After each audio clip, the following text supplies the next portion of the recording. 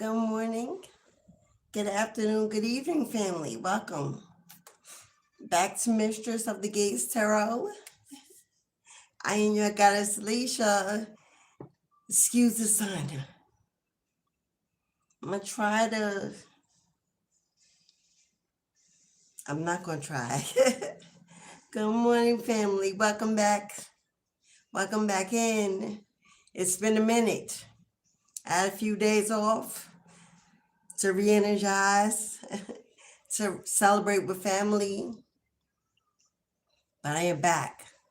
Hello, beloveds.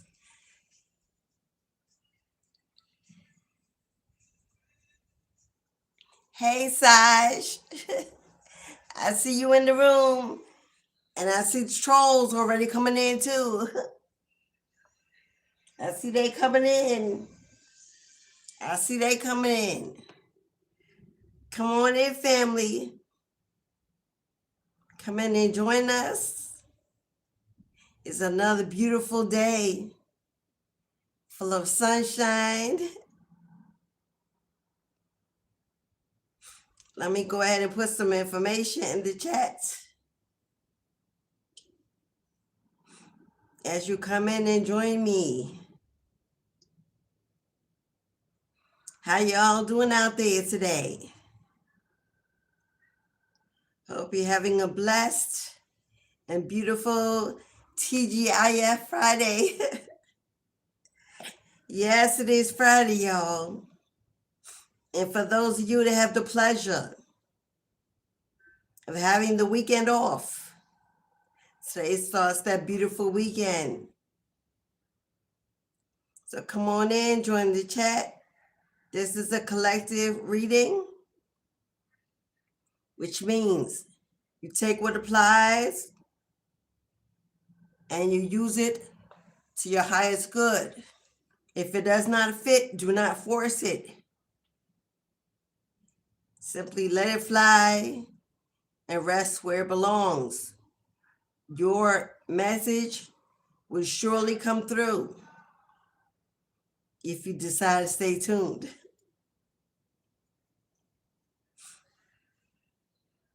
Okay, there you go. There's some information in the chat, my loves. Y'all know the room is open whenever you're ready to book a reading. Feel free to come on through and book your individual reading.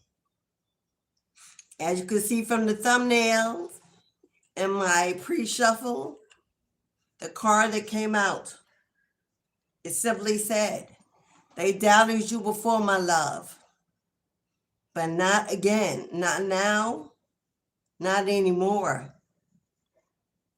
Spirit's about to place you at a table, offering you stability and security.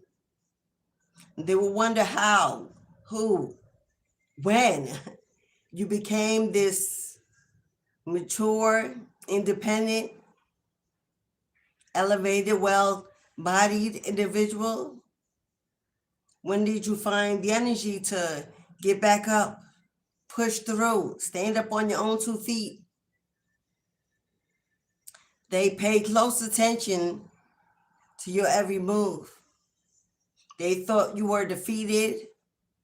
They thought you were alone, depressed, secluded, without support, without love, without a family to call your own. They didn't realize in their low vibrational mentality that you were divinely guided and divinely protected this entire time. That your tribe family stood by your side. Your ancestors had your back. They pushed you along.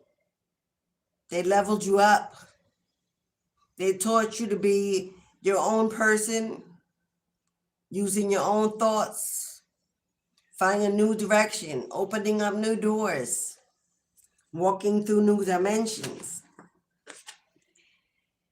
2026 is around the corner, and we are walking in stronger than we've ever been before, empowered, with our faith on high and our feet grounded on an unshakable foundation, one of spiritual elevation, financial independence. You have now passed the final test of 2025. So congratulations are in order. There's so much more coming into your life. Things you have desired, you have prayed for. You have waited patiently to see the favors of God. That's exactly what's coming in for this new year. No longer will you know lack. No longer will you face setbacks. No longer will there be blockages or disappointment. God is coming in to move mountains out your way, to uncross roads, to part the seas, so you can walk into your destiny, so you can meet your tribe, your soulmate, your companions, so you can begin that career of a lifetime, so that opportunities can flow in with ease. No more struggle, no more worries, no more warfare. You have been given a voice and a presence beyond your own imagination. But you shall see as doors open that this is not temporary. This is miracles showing up in your life day after day, moment after moment. Opportunities coming in, invitations, traveling, exploring the world, the new you, stepping into this growth with faith and endurance that you've never had before. Now, this card has come up every single day. I did not show it, but today, here it is again. You have disabled. But that is followed by your tribe coming in.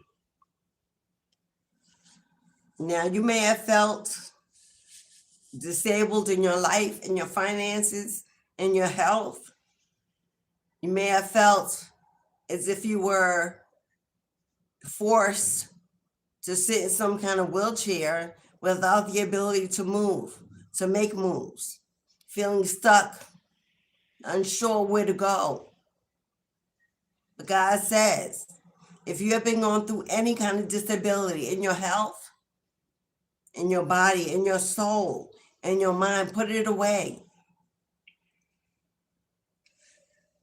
Because God's about to resurrect you, renew your strength, heal your body, and give you movement and new directions. So if this vibes with you so far, you're in the right room, you're in the right place for a divine message that's coming your way. Whether you're going in the chat or coming out, tap that like button, show your girl some support. If you're new here, subscribe, join the family. Why not? We'd love to have you come in. And for my A1 Day ones, welcome back. Welcome home. I'm glad to see you again. I appreciate your patience, your kindness, your generosity, the bookings, the donations, the support. Thank you, my loves. Walk it out. Talk it out. If you've been going through some difficult times in your mind, feeling like you're imprisoned by the past. Hello, beloved. Thank you for that one. Hi. Hey, Jennifer. Thank you, Jennifer. Thank you. If you've been going through some kind of mental anguish, memories of the past plaguing your mind, you've been trying to push them out, push them to the back of your day, and they continue to come. Even in your dreams, they're showing up. You just can't seem to break that emotional tie. that you so desperately want to get away from to begin your new life. God is saying, if you're waiting for an apology that will never come, if you're waiting for a communication that will never come, if you're healing from past separation that was for your highest good, and you're simply trying to move on, and you're doing it alone, crying, struggling, suffering in silence, not knowing who to trust, where to go, walk it out, talk it out. Take a walk in nature, get outside, get some fresh air, some sunshine. Have a conversation with your team. Sit down with your guys and sip a cup of tea. Take a spiritual bath. Cleanse away the energy. Detox your mind. No shame and no guilt is what I'm hearing. Healing is not linear. There is no map. There's no special place to find it. Healing comes along the way in the journey towards a new life, a new you. You're building and you are achieving. Be grateful for even the small wins. For every step you take is a new milestone that you've created for greater steps ahead. So don't feel shame, don't feel guilty when you feel you're drawing back to something you thought you let go of, someone you thought you let go of. You are purging, you are detoxing. And while you're going through that phase, those old things will come back and replay. As they are whisked away and washed away, you relive it. It's like a movie playing over and over in your head. At the end of every movie, there is an ending. There's a final ending to every story. The credits roll, the story is over. We click on to the next movie, the next storyline. This is no different. Right now, it's almost like the movie has ended, but the credits are still rolling, and you still see the names, and every name brings a memory of pain. But the credits are rolling. And as they're rolling, they're coming closer and closer to being no more, to being washed away, whisked away. Allow yourself to view the credits. It will show you how far you've come. It will show you how far you've come. For you are not where you were before. You are not trapped.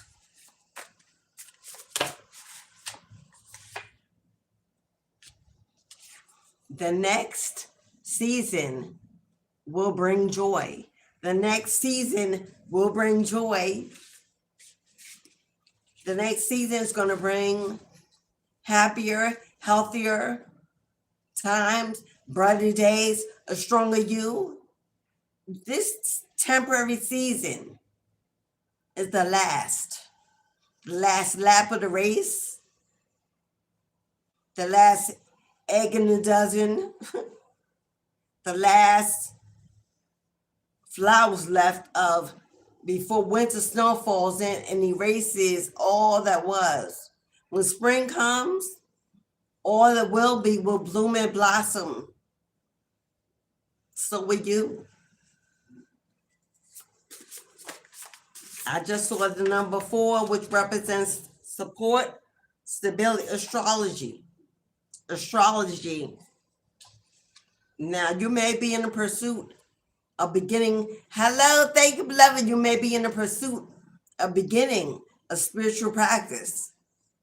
And you may be diving in, testing, tasting, experiencing, experimenting with tarot, with oracle, with a prophecy. You may want to build a platform, start a business. You may be tapping into astrology, looking into your birth chart, checking up on your zodiacs every day to see where the energy is taking you, what's being prepared for you in 2026, looking at the stars and the planets, focusing your energy on something different, to pull your memory, your thoughts away from old energy. Someone here is being called to tarot. It could be you. You may have the gift of reading, of seeing, of psychic abilities, of prophesying, and you may not even know how deep they run in your bloodline. But you're being guided to pick up a deck, whether it's a tarot deck, an oracle deck, an affirmation deck, something that will guide your energy every day, tapping deeper and deeper to your spiritual gifts. If that resonates with you, confirmation you're in the right room, and confirmation that you should move forward with aspiring to be a reader. If you got a missionary, maybe you want to work with those who are poor, sick, elderly, homebound, those who have mental illnesses, those who have abuse issues in their or trauma in their childhood or in their past. Maybe you're being called to travel the world with a group, a coven, your tribe, healing, elevating, and inspiring new generations, new worlds, new spiritual beings to hold on to survive. You now have a survival story, and people don't understand. God gives us a survival story, not to only teach us, but to use to teach others. Once we heal within, that healing is taken outside of us and given to the world. If you have children, or you're being called to work with children, disabled children, children who are orphaned, abused, left alone, children who are looking for a spiritual presence, something to hold on, something to cling to, or you have children and they are inspiration to you to push forward in your spiritual practice, to teach your children what you learned, how you survived, how to break them away from organization or discipline or control or brainwashing systems that tell them that they're born only to be a slave on the plantation. Maybe you want to teach them to be independent, to work for their own. We have a doula here. We also have a doula. Now, you could strive to be a birth doula or a death doula. Both of them usher in and out.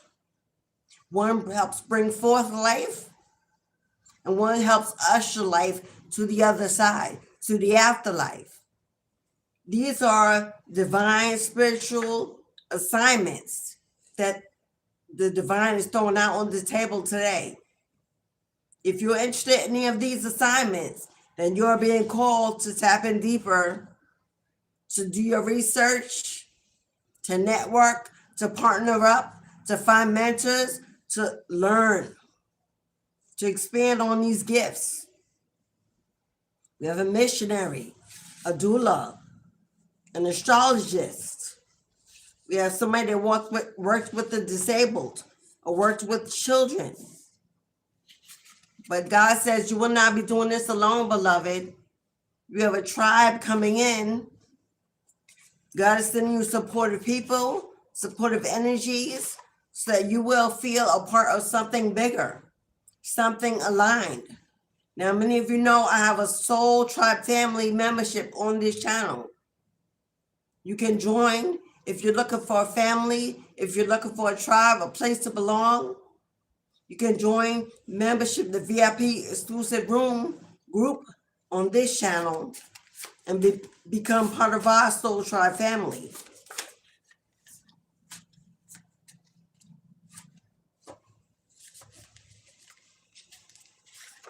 after struggle, allow rest.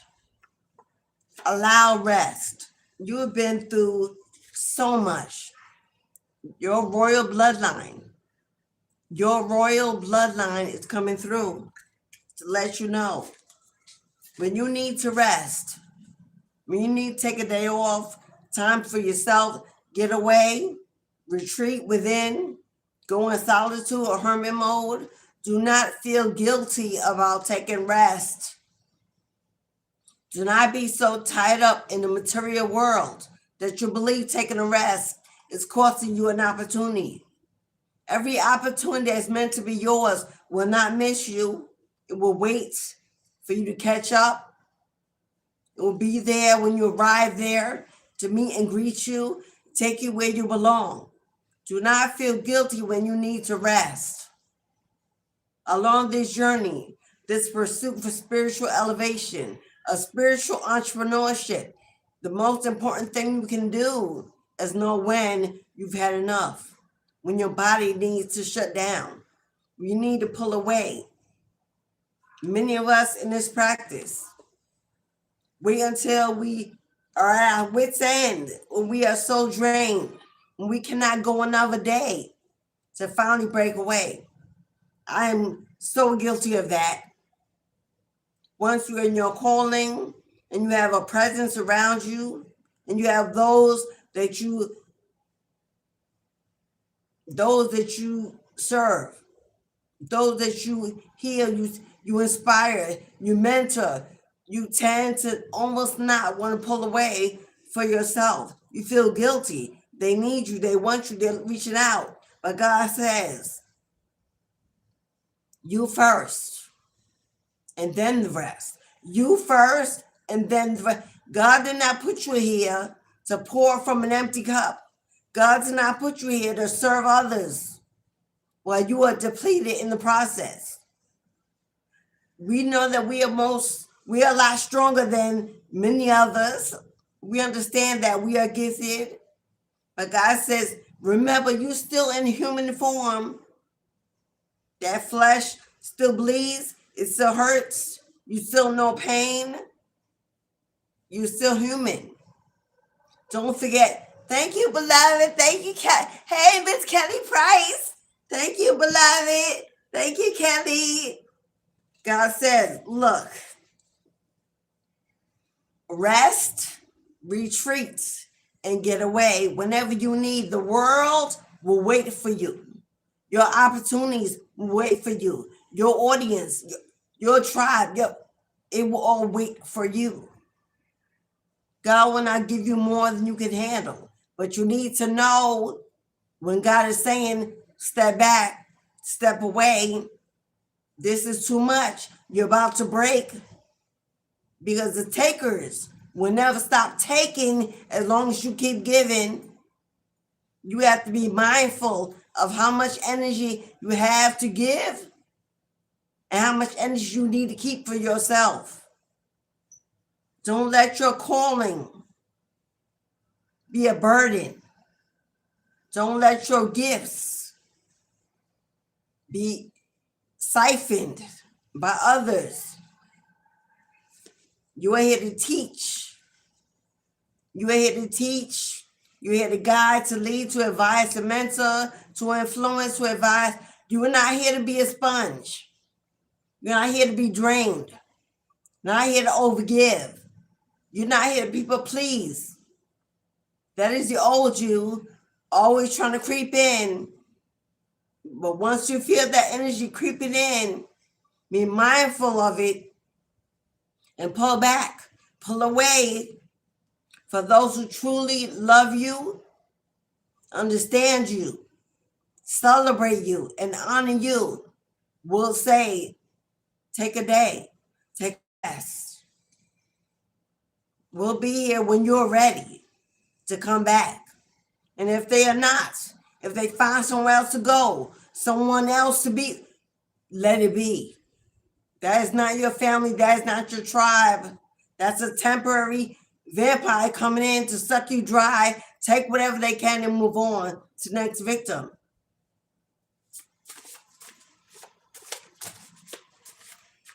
Those who really appreciate you and what you bring into their lives will not misuse you, overuse you, and take your kindness for weakness.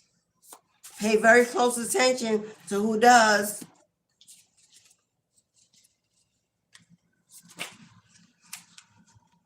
And don't ignore the red flags.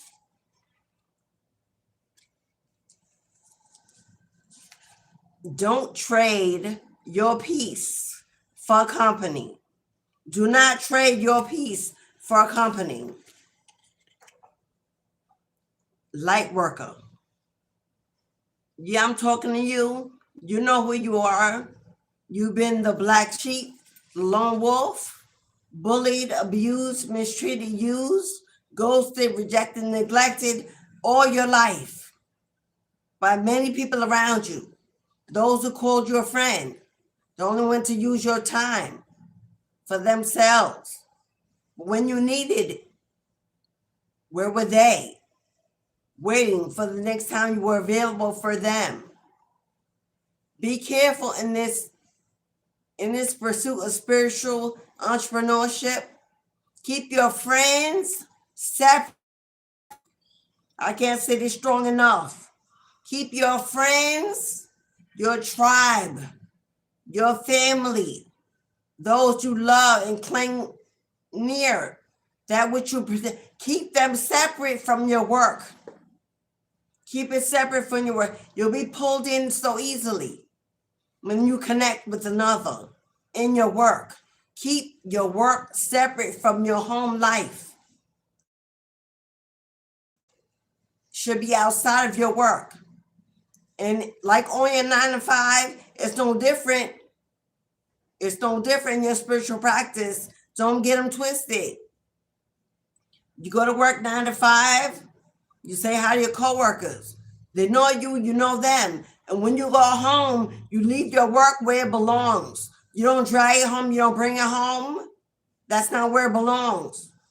And this pursuit of spirituality is no different.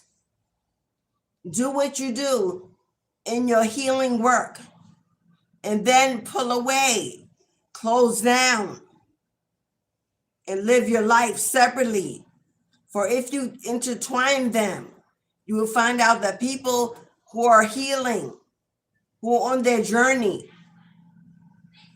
will become your only audience.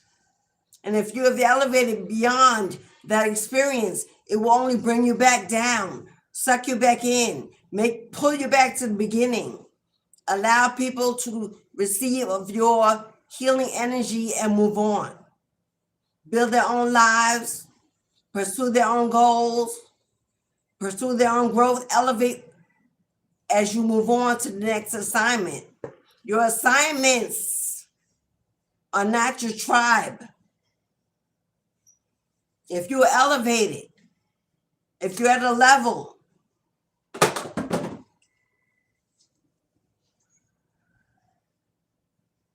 if you are elevated, my phone is going off.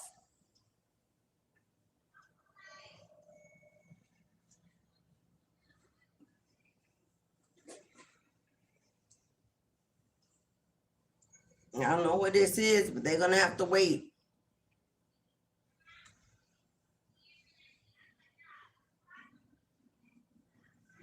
If you are already elevated and you have already gone, if you have already stepped into a new level, upgraded in your life, stay there and reach higher. Your tribe will meet you at your level or above. Your tribe is not those that need you to dim, to wait for them to catch up. That is not your tribe. So please, I've encountered too many individuals in the spiritual community. They're so stuck in their work. They can't remember where they are in their own elevation. So please take time for you. Don't let your work become a noose around your neck.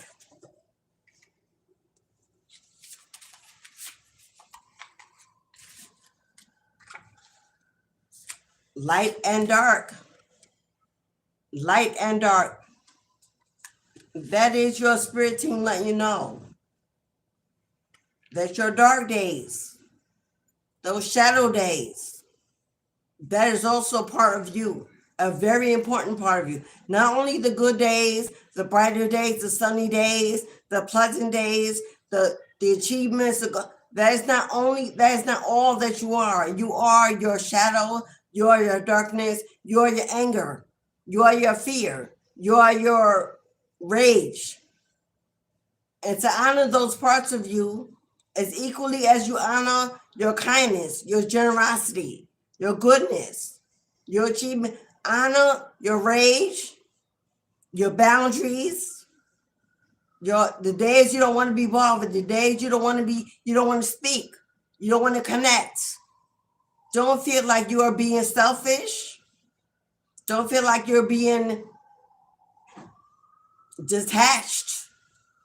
Don't allow others to say, we need you where you at. Why are you not answering? Why are you not showing up? Why are you not calling? Why are you not coming? Because you're in your place of darkness. You might be thinking, battling, struggling, healing, whatever's going on when you're in your cocoon, you're in your bubble. It's just as important as when you are outside, amongst family, amongst people. Being your light, glowing, shining, inspiring. Value your separation, your protection, your seclusion, your solitude, as much as you value being a part of. Because it's in the darkness where you will find the peace. Because nobody wants to walk into the darkness with you.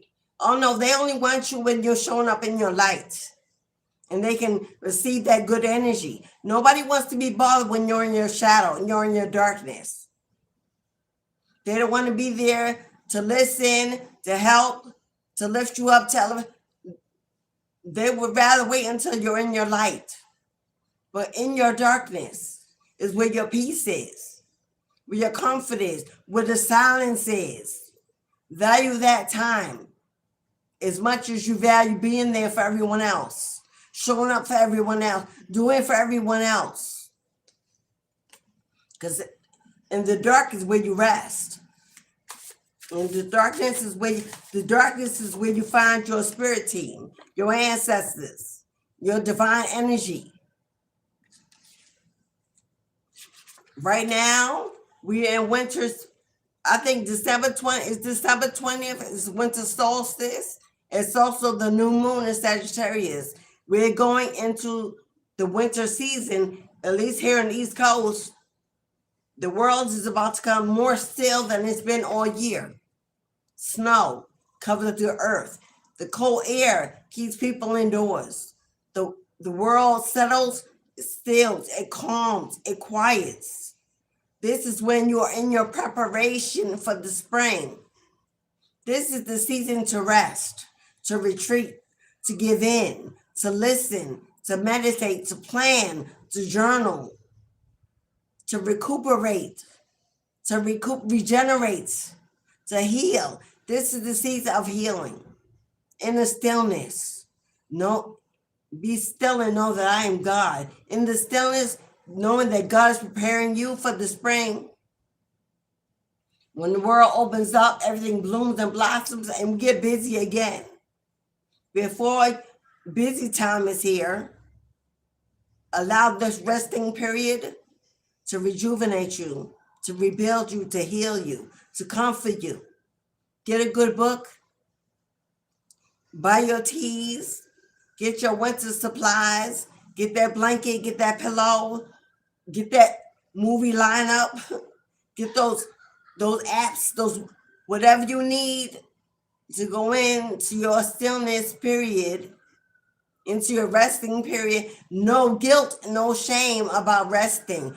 This is the season that God gives us to regenerate all that we gave, all that we lost in the whole entire year. which is why winter is at the end of the year. Hello? The winter comes in the end. It's the last season because it's the season of us. It's our downtime when we can reflect. They say the year in review. When the whole year passes by, you think about everything you did, everything you didn't do, everyone that came, everyone that left, what you have to build with. Thank you, beloved. Thank you, beloved. Oh, Saj, what's up? Thank you, Saj. Saj is purchased the ancestor. Now, tomorrow is Ancestral Saturday. Every Saturday on this channel is the day we open up the door, the gates, mistress of the gates. We open up the gates to those who dwell in the afterlife. Our highly elevated ancestral beings of light, our spirit team, our guides, the great mother, the great father, our passed over loved ones that protect us, watch over us, guide us, resource us, and give us a sun to rise to every day. We honor them with a celebration of life, the life they led, the legacy they left behind. We are all on borrowed time, living on borrowed resources from those who have died, enslaved, and to leave us a better world, any world, to continue building, making footsteps, building legacies. Saturdays is not a grief session. We do not grieve a loss. It's a happy time. We chant, we sing, we burn offerings, we exchange currency. As we give, we allow, we accept, they will give back. If you have an altar or you do not have an altar and you would like to participate in our ancestral divination and celebrate your past over loved ones, mamas, daddies, grandmas, grandpas, siblings, aunties, godparents, children, anyone who has passed on and their presence is still in your energy, in your mind, and your daily remembrance. Tomorrow is a divine moment to send them some love. Now, of course, I know Saja's government name, so I'm putting that on your lucky butt. If you too would like to give an offering to your ancestors in tomorrow's ceremony, every donation of $3 or $333 or more will trigger an offering. So for tomorrow, so far, we have Saj, Jennifer, 381, Vernita, 817. Those so far are leading tomorrow's offering ceremony. If you would like to be included, you can purchase your lucky buck, ancestral lucky buck. I'll write your name upon your lucky buck so that your spirit team knows it's your offering. And it'll be burned tomorrow in a ceremonial ritual. If you're not familiar, go check any Saturdays live and you will see a honeypot ceremony. Somebody here is getting a soulmate. Somebody here is getting a soulmate. Are you ready for love? Are you accepting of love? Now this yin and yang. Soulmates are not always intimate partners. They're not always lovers. They could be, but it could be a business partnership. It could be a collaboration. It could be a spiritual collaboration. It could be networking. It can be a tribe member, the first of your tribe coming in to lead you in, invite you in, introduce you to the rest of your tribe.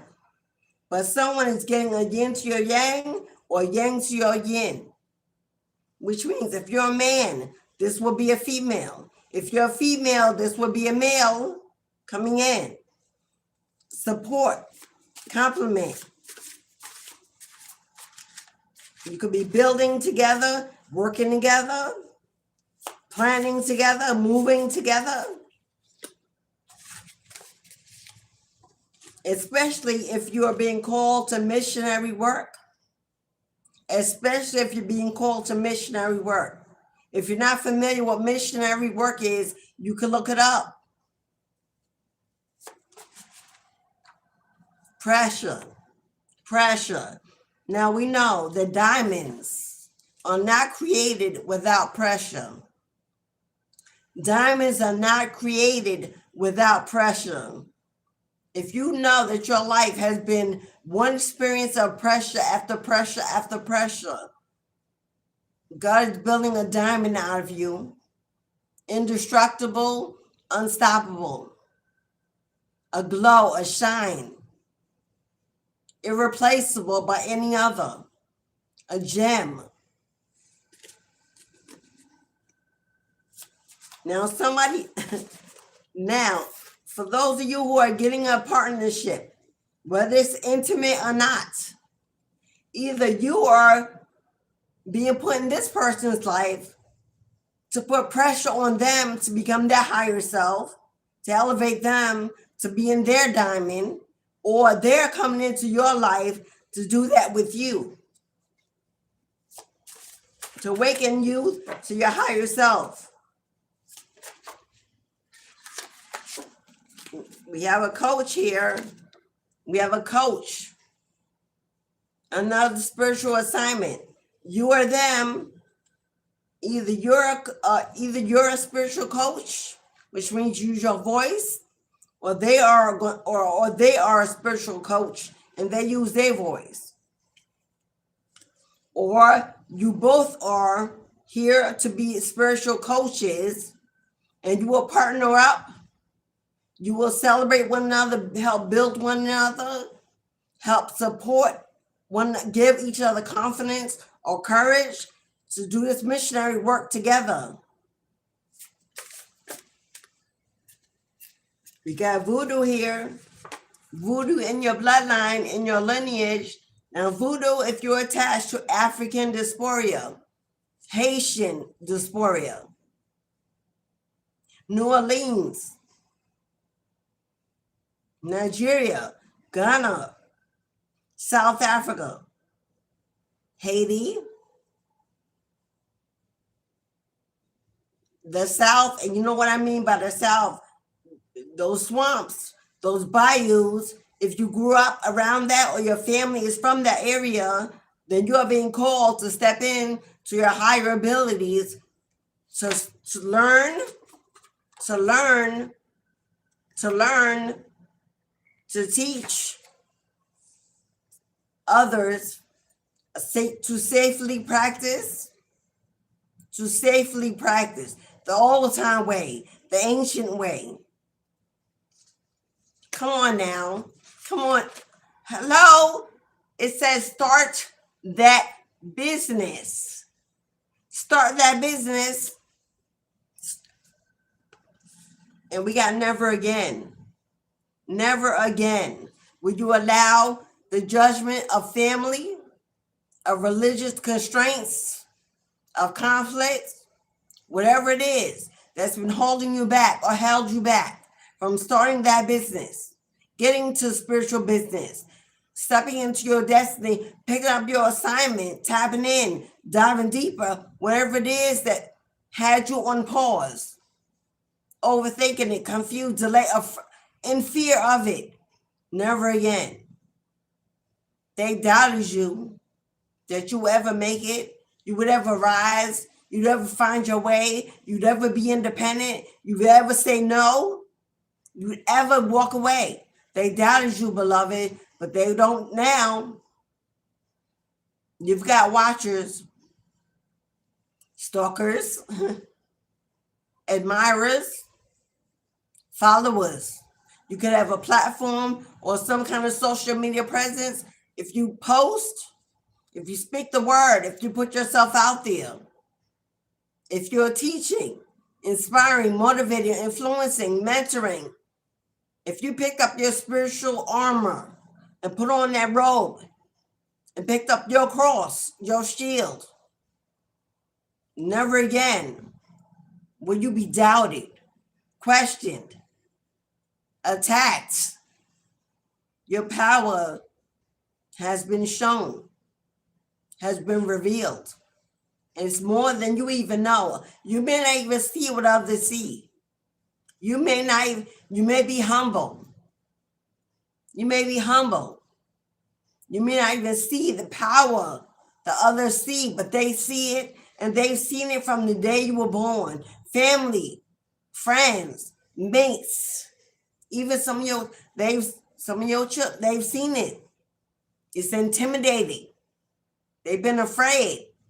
They gossip, they laugh, they lie, they conjure, they work together, hoping to pull you down, to dim your light, to take away your gifts, to meddle in your work, to strive to defeat you, to pluck you out, separate you from the family, separate you from your God.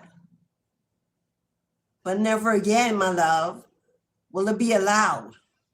Your team has stepped in, and they are legions of warriors, a royal bloodline, undefeated, strong, empowered, a force to be reckoned with. They have stepped in to cover you, to surround you. Hello, to inspire you, to push you. And never again will you be small.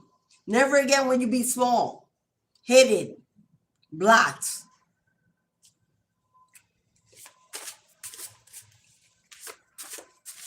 And those that resonate with this, if you're already in your spiritual practice, if you already have elevated, if you've already gone through your ascension, if you've already completed a very tough, you got a cauldron. How many of you work with your cauldron? My witches, my witchers. Now, witchers is a dual gender. If you're a witcher, you could be a male or a female. You're being called, if you have a cauldron, to get to work. If you do not, you may want to consider buying one. You may want to consider investing in your spiritual future, getting your divination tools ready for 2026. Those who use cauldrons to burn herbs or incense, or offerings. Cauldrons are used to burn those ancestral offerings to practice divination. If you work with herbs, my herbologists, my healers, my holistic wellness coaches, then you may want to invest in getting you a cauldron. Thank you, Devin. Thank you, Devin, beloved, for purchasing your ancestor lucky buck for yourself and for I forget you. Devin, you have a daughter, that name Phoenix. I love it. You have given your daughter such a powerful, I hope you understand the anointing over her name. As a feminine, well done, beloved. And how honored and proud she should be to have a queen, a mother like you, to give us such a name as that. So for Devin and for Phoenix, I love it. Let me spell name the way you spelled it.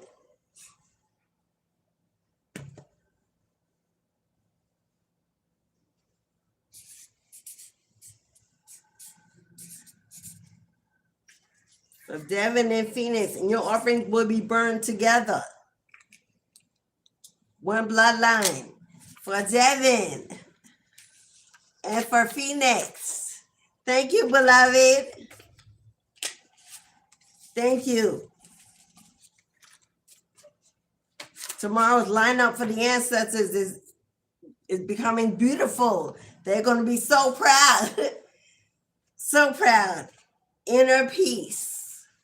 Inner peace brings clarity. Now, if you are seeking a spiritual practice, if you're trying to tap in to your spiritual gifts, If you're looking for the next steps, the next move, if you're trying to find what divination tool is calling you, and it could be multiple, if you're afraid to make mistakes, hello, out of fear from what the world has given us.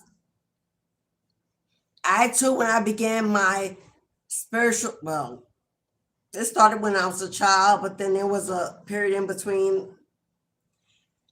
I was so afraid to make a mistake, to work up the wrong God, the wrong deity, in the wrong divination, pick up the wrong tool. I was afraid of ghosts and demons and all this ghosts in the closet and spirits, all these childhood brainwashing that it was placed in me and all of us as a child to keep us away from my ancestral bloodline, keep us away from our divination tools that run within our DNA that we have permission and access to. The whole world tells you, oh, you got to be initiated. You got to be taught.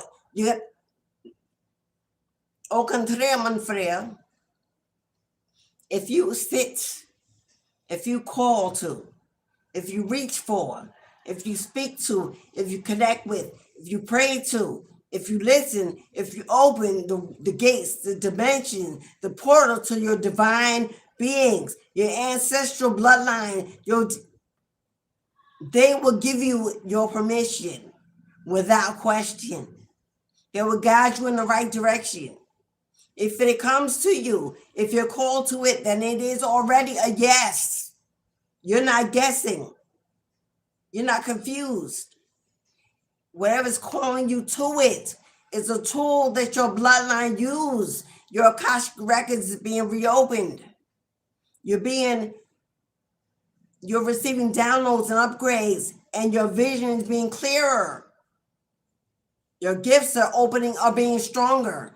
If you're called to tarot, then you need to be using tarot. If you're called to crystals, to herbs, to ointments, to potions, to spells, to candles, to fire magic, mirror magic, whatever you're being called to, your ancestors are giving you permission to walk into a new dimension. They will protect you as you use those tools of divination. Whatever you request of them, they will arrive. They will place you in. As a child, my first divination tool as a small little kid was a Ouija board. I didn't see it on a movie then because I was 6, maybe. And I wasn't watching movies. I wasn't allowed to. I grew up in a very religious home. I was not exposed to it on television or anywhere else. But I was dreaming. I was called to. I found a Ouija board. It came to me. And most people will say, oh my God. I tapped in with ease. I connected with ease and secrecy. Yeah, my family didn't know. I didn't tell nobody because I had to go to church 3 days a week, so I knew. But when I connected with this board, and I'm not crazy, y'all, trust me, I began to hear voices, see spirits, feel presence surrounding me, touch, connect. 6 years old, 7, 8, little. Of course, I put it away for years after that because, I'm sure you know. When I picked up my spiritual practice, when I crossed over, it's the first tool I went back to. It was in my flesh. It was ingrained in my spirit. Anything that is calling you, don't be afraid to use these tools. Listen, it is wood. It is a board. It's no different than picking up a dictionary and opening it up. It has words, letters. We use that with no problem. We didn't write that. We listen to what that tells us. We agree with those definitions. It is just a piece of wood with letters and tools. The connection is you. If it is not in your divine energy, if the spirits don't want to connect with you, do not choose you, then it's just a board that will do nothing. Your energy ignites it, awakens it. You are the altar, you are the fire. Without you having the rights and the permission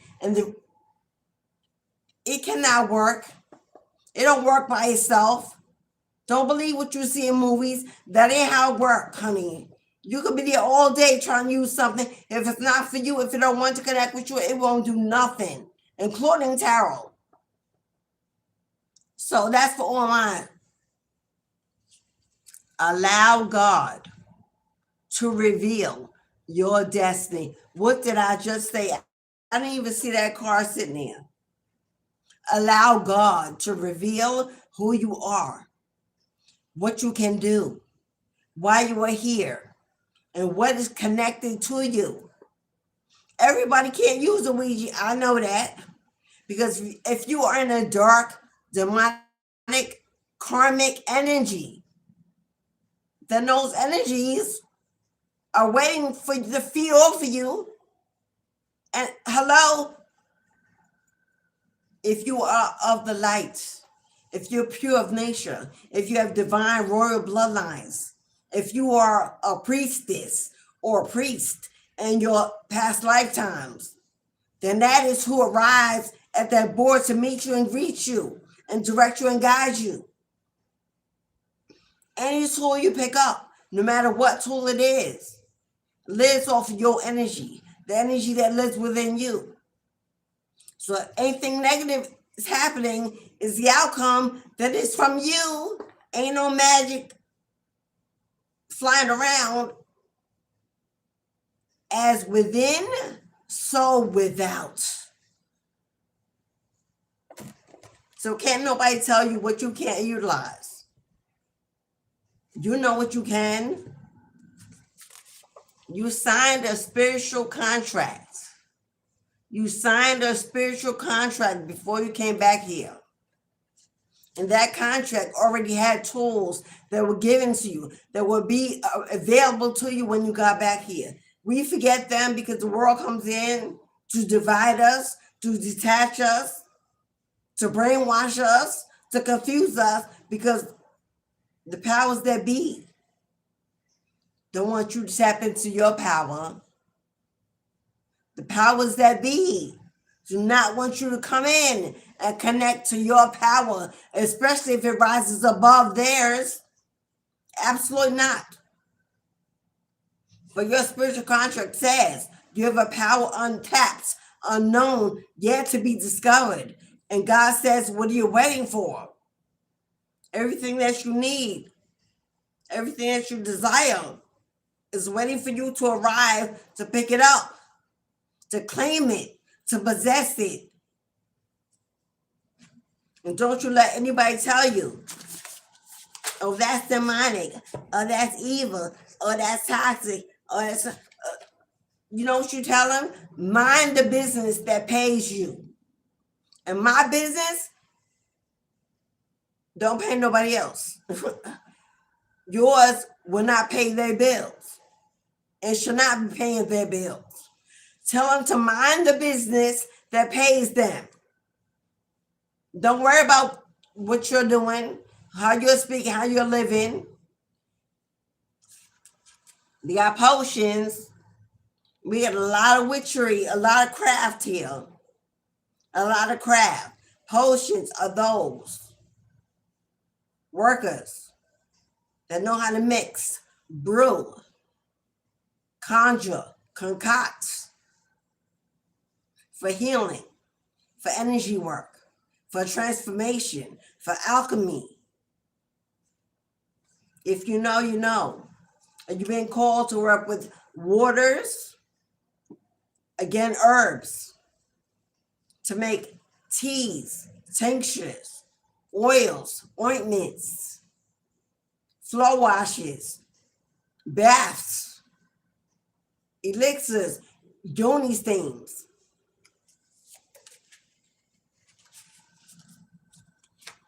There is the alchemist.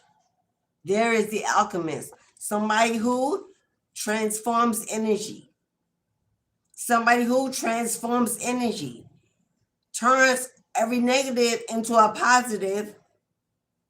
You have the ability to transform energy in the room, in the environment, in the community, on your job, at home. Where are my kitchen witches? My cooks. They heal, spread love and joy through their cooking. Kitchen witches are my alchemists. They're needed. They're the dietitians, the healers of the sick, those who have ailments, who want to include holistic practices with whatever other treatments, medical, that they may be getting. I am not a doctor. I'm not a licensed physician, although I am multi-certified in many holistic wellness practices over the years. If you need medical help, this is not to replace medical need and necessity. This is a different perspective, a different view.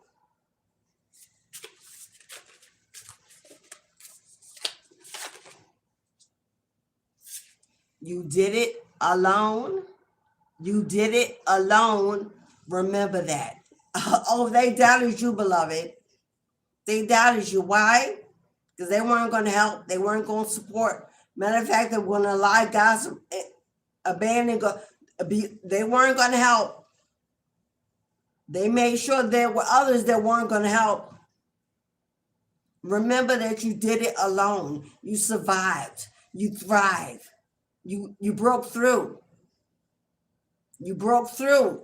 Remember, you build. You're building. Remember, you did it alone.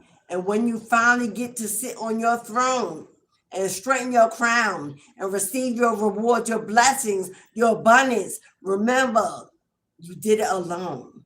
Do not feel the need to all of a sudden people please because they begging and they're in need of, and you got more than enough. Don't do it. Don't allow the vampires back in your home, the snakes back in your yard. Don't open your door to those who plan to break you, to bruise you, to hurt you, to use you. Because when you start receiving all these blessings and all this abundance, oh, they coming. Oh, if you build it, oh, they will come. And not everybody coming got your best interest in mind. All of a sudden, you get calls from people you ain't seen in years, you ain't heard about in years. You get invitations when they didn't want to include you when you were. Don't open that gate. Don't open that door. Remember, you did it alone because God will say, when I sit you on that throne, I will give you a tribe, a family. I will place you in a community and better surroundings. And you will not need to include anyone from your past that cannot go. If they walked away, if they abandoned you, ghosted you, rejected you, abused you, let them stay where they are in your absence, in your past.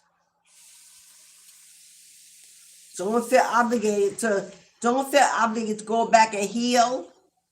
Don't feel obligated to go back and now heal family and friends, because now you want to be seen as light or a better person or the bigger. No, beloved. If they sucked you dry before, they will plan on doing it again, because takers are not givers.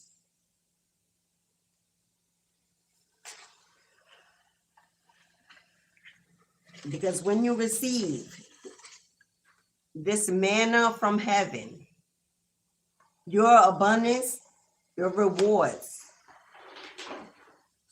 Uh-oh. What did I just say? Power up. You got some incoming static coming in. What did I just say? Family. An ex. I don't know who this is. A friend of me. Somebody is planning to come in and gaslight you, beg you, with a fake apology, whatever this is. Power up. Remember what the lessons taught you. Remember how the pain affected you. Remember when you were alone. Remember when you were building in solitude and silence. Remember when the phone was dry, when no one knocked on your door. Remember when they didn't check. Remember who you were when you were torn away and placed in that protection and in solitude. Remember that you were alone. Don't let them come back in with no fake apology, with a handout, with one pinnacle when you're about to get 10, with a fake offering, because you got somebody coming in with some static. This could be an argument.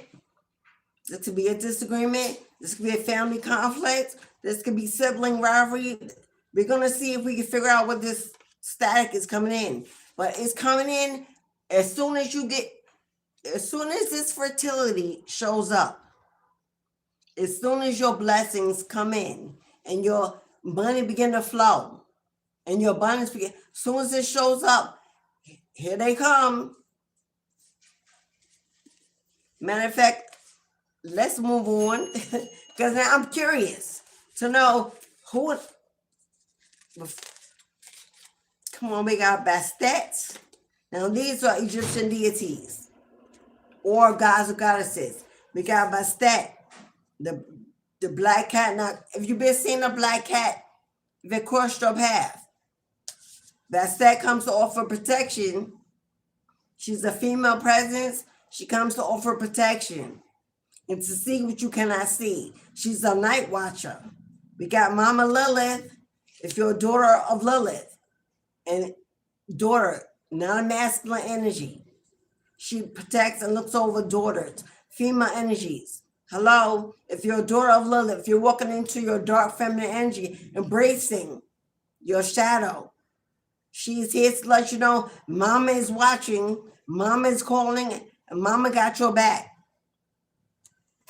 So we got Bastet and we got Lilith.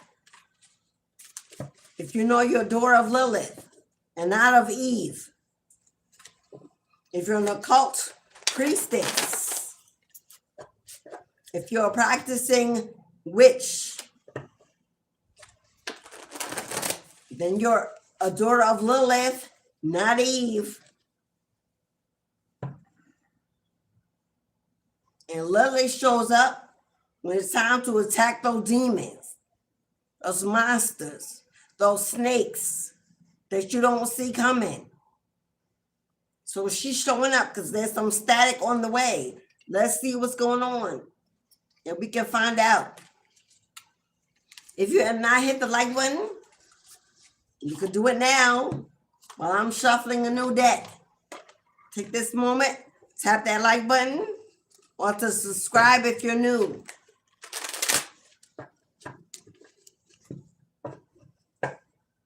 If you'd like to book a reading or send a donation for tomorrow's ancestral veneration ceremony, take it. You can do it now while I'm shuffling a new deck. Go into the tarot. Now, those messages were messages from the ancestors, from the ancestor spirits. These messages are from your spirit team, your spirit guides, your gods, your goddesses, your deities. Those messages are from your ancestral bloodline. These are from your other diviners, gods, goddesses, deities. whether it's Orisha, Santeria, Candomblé, whether it's voodoo, hoodoo, whether it's Christianity, whether it's Buddhism, Hindu, Judaism, whether you're Muslim, following Islam, Jehovah, Pentecostal, whatever your human religion was of the past. These are your spiritual advisors coming through. When we become spiritualists, we do not give up our roots. We do not give up our roots. Whatever you were taught, they gave you spirit, gave you God, gave you a divine, whatever you call him or her, whatever you were taught, your foundation. When we become spiritual, we do not give up our foundation. We don't throw down our Bibles, our Qurans, our symbolisms. We don't throw them away. They're not wasteful.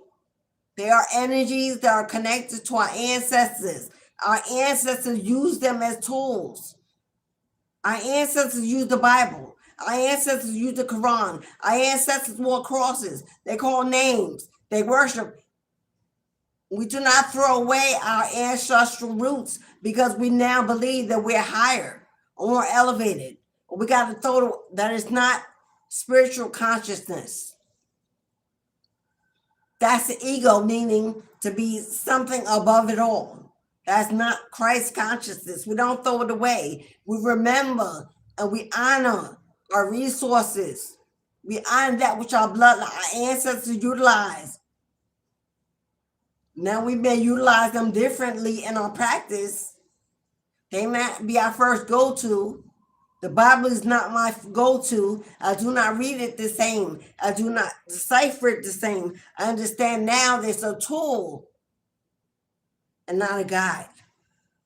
And I can use it to bust down those demons, to call my ancestors out. Hello, to heal, to reveal. It's a divination tool, no different than tarot cards. Hello? So no matter what your established religion was, if you're tapping into spirituality, it's not for you to give up your roots. Those are what your ancestors used. Honor it. Decipher it differently. Discern. Use your clarity. We understand now they are not tools to rule us, but to assist us in our own individual practice, in our own God-like image. So please, I'm not one of those spiritualists that say, oh, I'm now holier than thou, so the Bible has no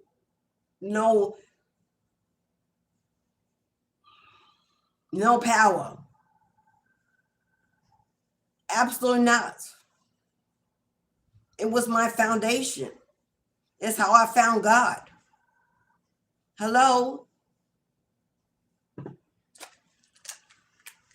I know they may have used it in ways that were negative to the melanated people, but our ancestors used it and threw it back to them, deciphered it differently. There are 100% of our spell work is in the Psalms. The whole Psalms of the Bible, that whole book, 100% of hoodoo spirituality, ancestral spirituality is in the Psalms.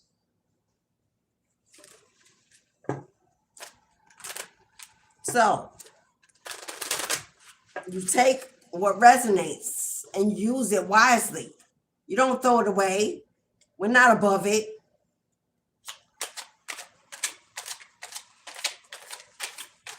I teach. Well, I have taught. I'm wondering if I will do it again.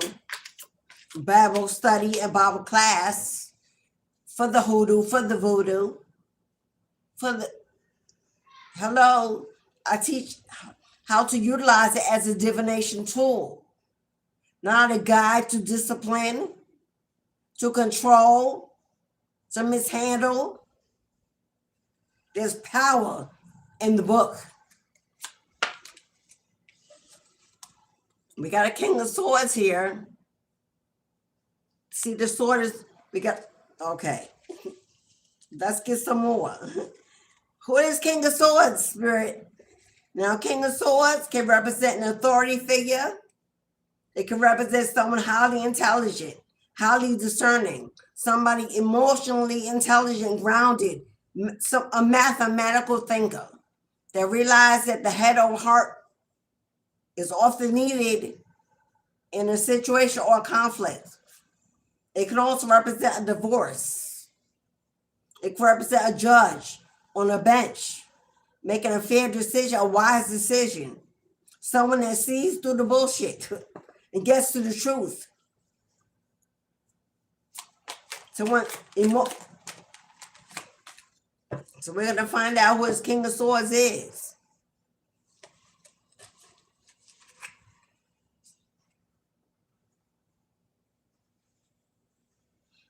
This King of Swords, and that what the card say, power up, incoming status.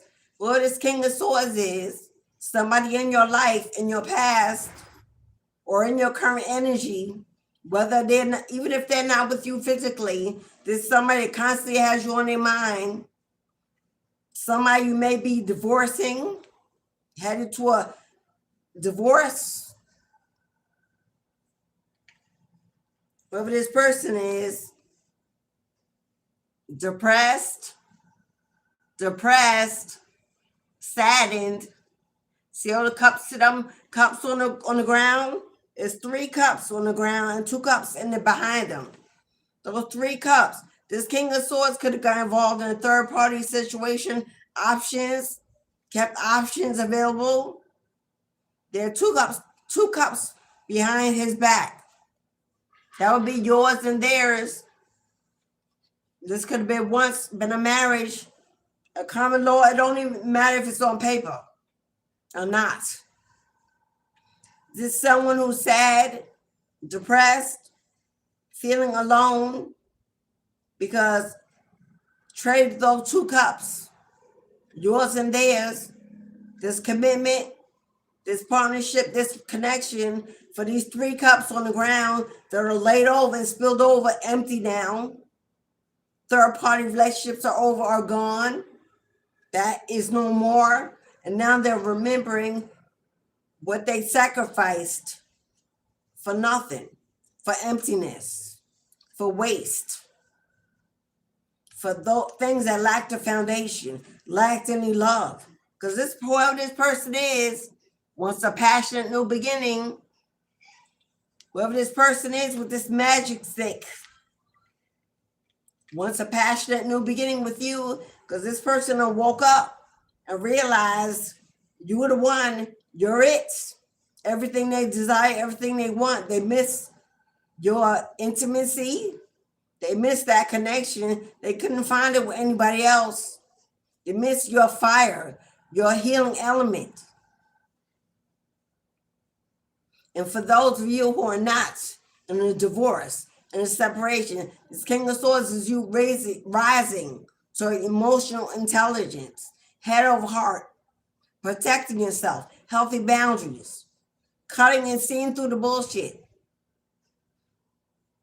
breaking, no longer sad, alone, or depressed, realizing that every ending is leading to a better beginning. This is a passionate new beginning, a fresh new start, being gifted to you by the universe, by your spirit team, moving on past depression and sadness and loneliness. Now you recognize and realizing the lesson. The lesson.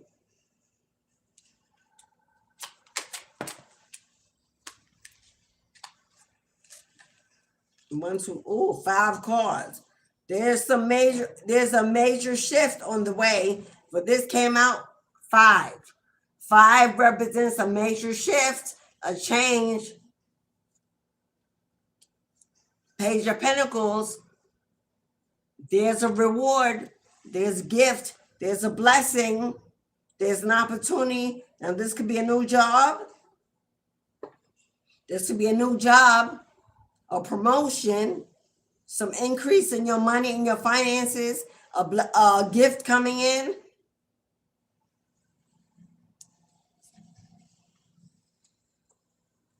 Right now, you could be feeling alone.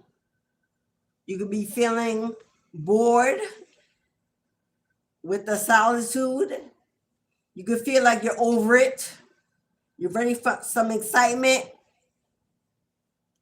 some connections, some intimacy. Look at the universe getting ready to pour into you. Look at the universe getting ready to pour into you, saying, "Open up wide." Because we got the Magician here. You're manifesting some new stream of abundance, some new stream of wealth.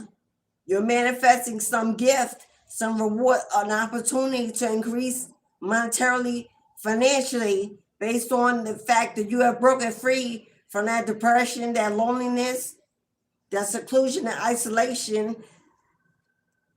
You have the Empress here.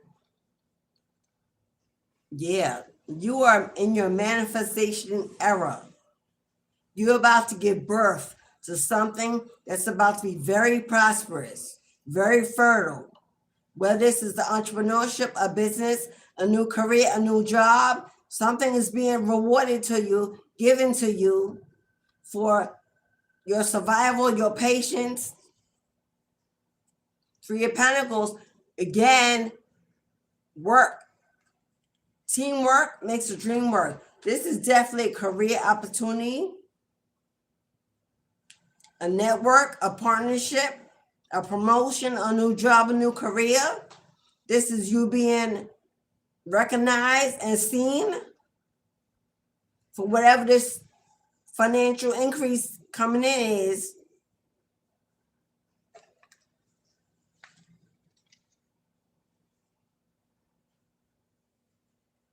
If you have gone through a divorce, or you are going through a divorce, and you're breaking free from this sadness and this seclusion, this isolation, opening yourself up to these passionate new beginnings, you're manifesting, finally stepping outside, getting outdoors, finally being free to live, to explore. And you're manifesting a job, a career, a collaboration, a partnership. But you also got a King of Swords, whoever this is that you're divorcing, maybe planning to come back in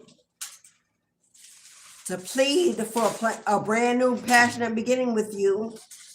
If this person has been in isolation in their feelings, giving them much thought, trying to manifest you back. They want to work with you, build with you, because they're sad and lonely and depressed without you. But you know what I don't see here?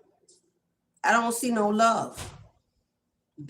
Hello? The only cups on this board are isolation, boredom, sadness, depression.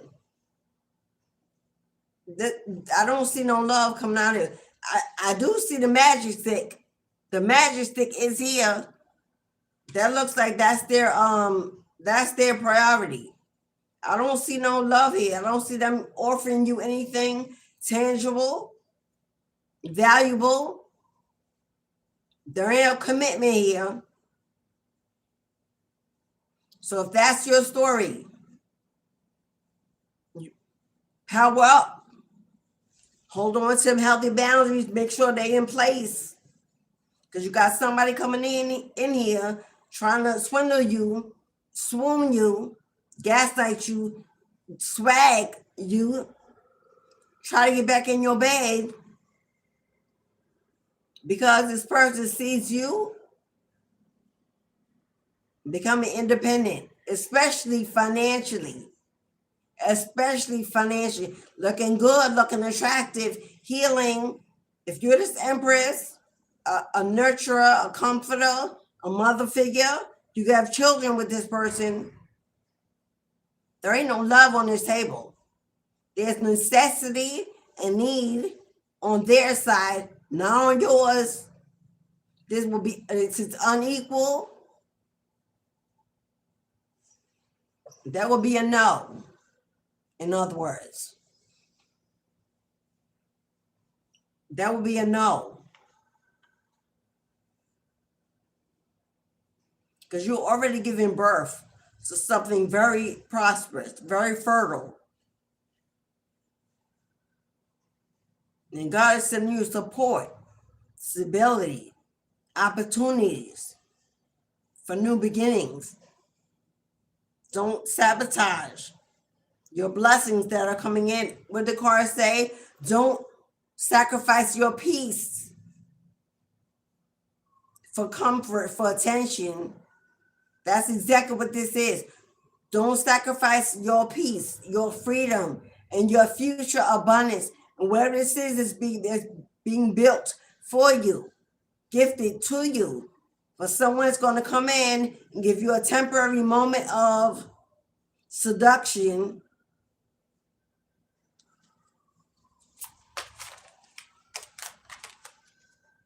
Yep. There you go. Whoever this person was that you were married to, conflict, competition, disagreements, arguments. This person is only coming in because this person wants to have the last word. If the only way they can get your attention is to argue and to fight, they're willing to do that. They want to trigger you. They want to put you back in depression, confusion, anger, rage, so that your energy is so low that you can't manifest, you can't vibrate to meet your abundance, your rewards, your blessings. This is a no and a hell no. If this is a marriage ending in a divorce, sign the papers and move on. If you have not, plan on doing it in 2026. There is no room here for reconciliation. There's no room here for reunion. This person is at a loss. That all the options that they chose didn't pan out, didn't work out.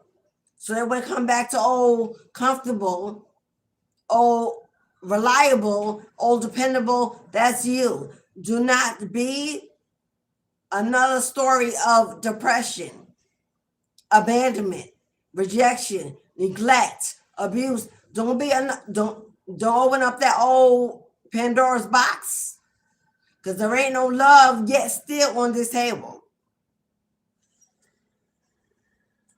except the love you need to have for yours. Yeah, there it is, 9 of Pentacles. This person is coming in because you're about to get some kind of money, some kind of finance, some kind of abundance.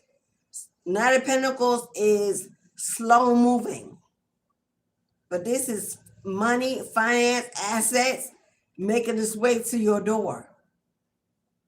And before it reaches your door, they want to get there first before you receive it, to give you some small offering. One pentacle, because you may be in need and they may know it. They may want to come in during the holidays and give you a gift, give gifts to the kids, act like they want to show up and be.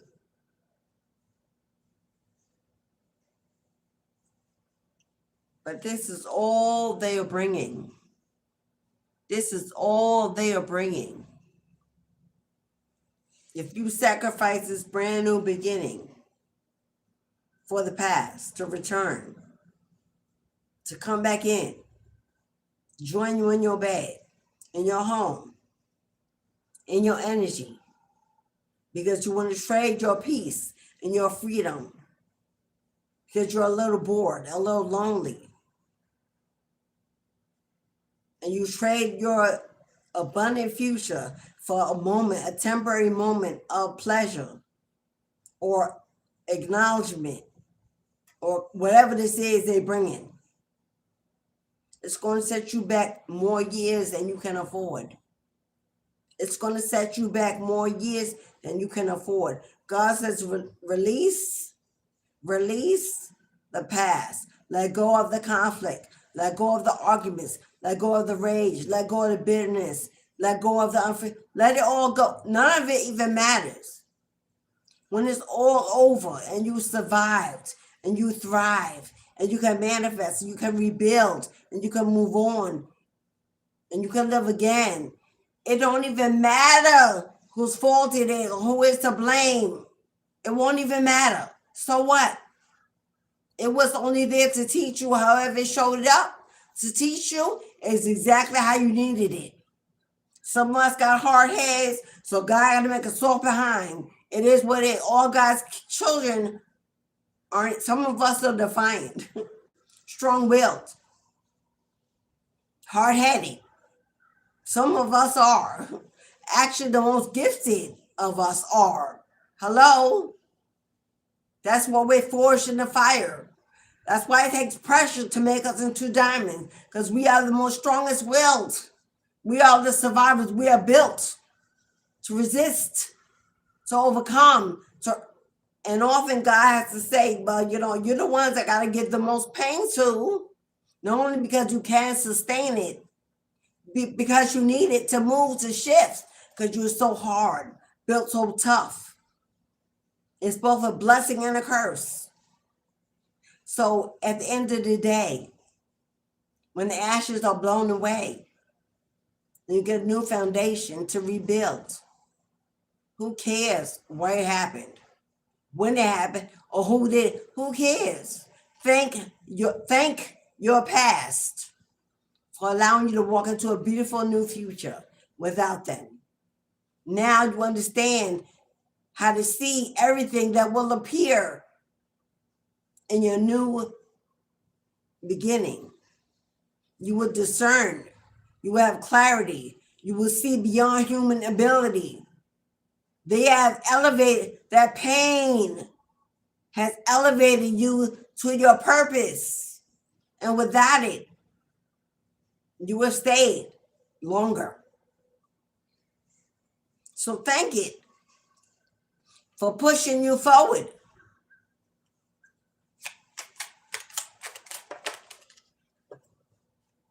Rise above it, because your ships, I know there's a glare, but the sun find me. I can. Your ships are sailing in, my love. Your ships are sailing in. You're standing on the shore of a new beginning. And you're patiently waiting for your abundance to arrive, your blessings and your rewards. God says, keep your eye on the prize, on the future, on that new beginning. For when that ship docks and drops anchor, it's not for you to unload what is in it and take it back to your old community, home, status. Oh no, beloved. God is sending an ark for you to get in, so it can guide you, carry you, lead you away to this new beginning, to a relocation, to a new home, to a better community, to a higher status, to a new job, new career, new environment, new tribe, new companion. He's not sending you a boat for you to unload and take it back to where you are, to build in the trash, in the ashes, in the mess, in the burdens, in the chaos. Oh no, he's sending you a ship to carry you away to the other side of the rainbow, to receive your pot of gold, your inheritance, your destiny. We got the chariots We got the Chariot card. I wish this. Can you see it? It's a chariot. He's sending your chariot. King of Cups. Rise to emotional state of intelligence. Healing, emotionally healing and growing and maturing in your heart. Allowing only that which elevates you, compliments you, supports you, celebrates you, plans with you, alongside of you. Knowing that the world that mistreated you and everyone in it did not break you. To not allow the misery and the abuse of others to harden that beautiful heart that is you. Yes, it is fragile. Yes, you are protecting it. But allow it to remain open and available for new love to come in, new support, new companionship, new intimacy. Allow it to come in because God loves you enough that those he sends in now only be full of that love for you. Don't build walls so high that no one can get in. Don't build walls so high and call them protection when they are fear. Don't build wall and don't call it protection when it is fear, when it's pain, when it's unforgiveness, when it's regret, when it's bitterness. That is not love. That is not protection. That is pain. That is misery.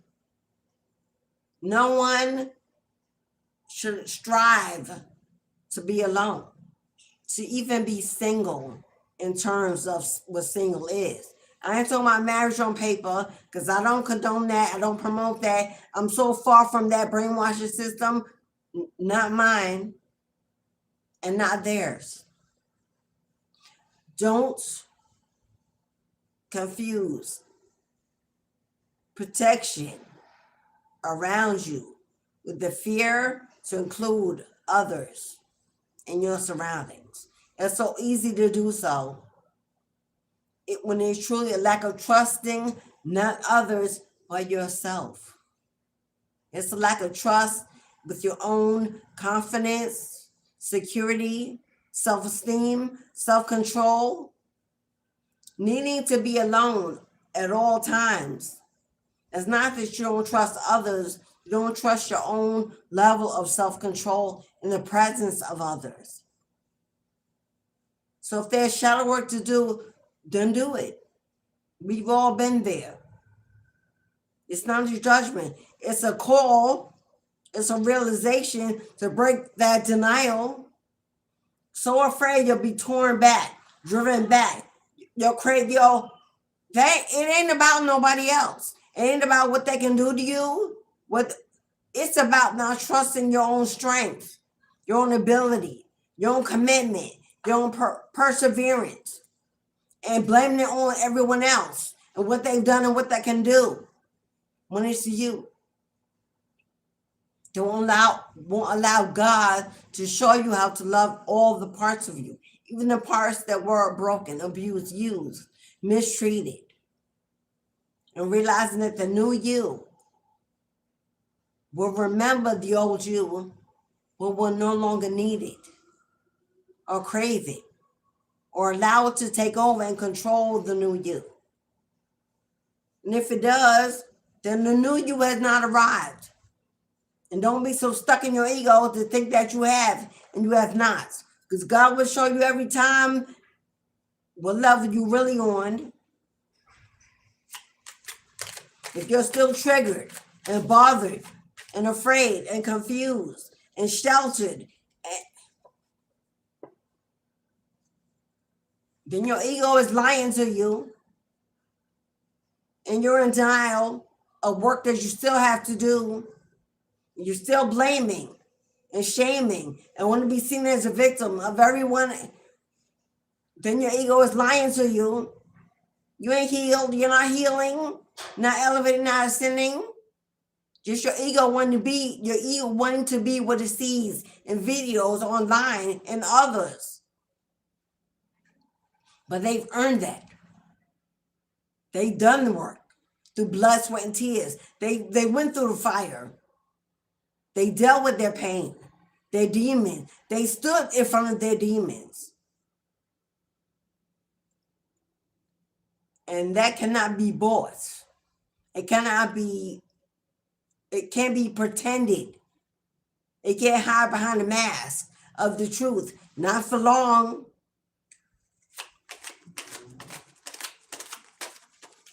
Okay, someone's telling me, just check my mess.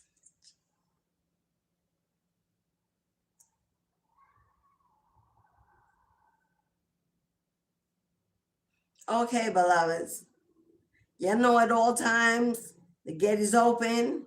If you want an 1818 reading, the gate is open at all times. You just come on through, Cashapp, PayPal, Super Thanks. You can purchase your mini reading. If you want one card only that will give you the energy that's most important for you to be aware of at this very present moment, your ancestor will give you a one card energy reading. It's $4.44. And will give you the most important energy that you should be concerned with at this moment.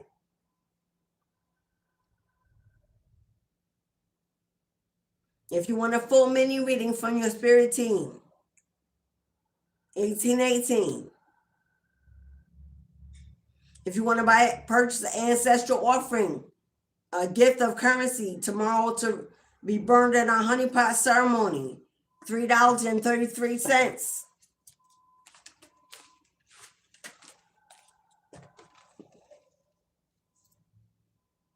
Let me see. My daughter's in mass. She just said, yes. Sound like a grandmama.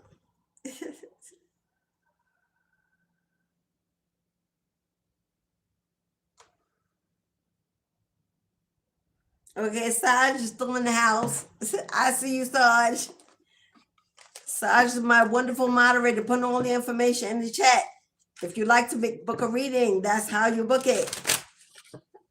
You come on through, the gate is open. We're going to move into our next deck. I'm off here at 3 o'clock. 3 o'clock on the dot.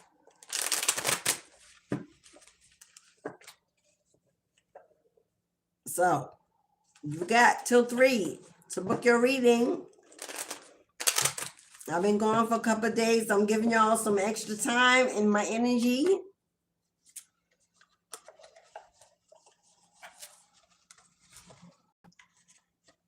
If you're looking for a spiritual mentor, a coach, a guide, an advisor, if you want to step into your spiritual practice, if you're ready to answer the call of their nation, my mentorships will reopen in 2026, for they're done for this year. I'm ending my fun sessions this Sunday.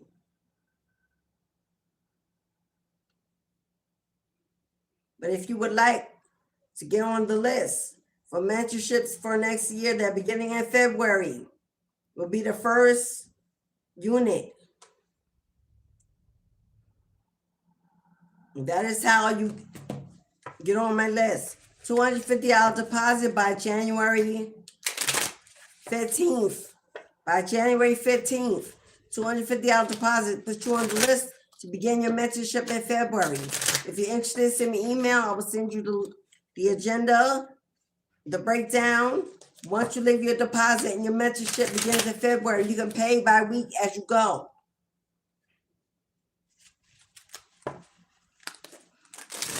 There are 3 spots and 3 spots only available.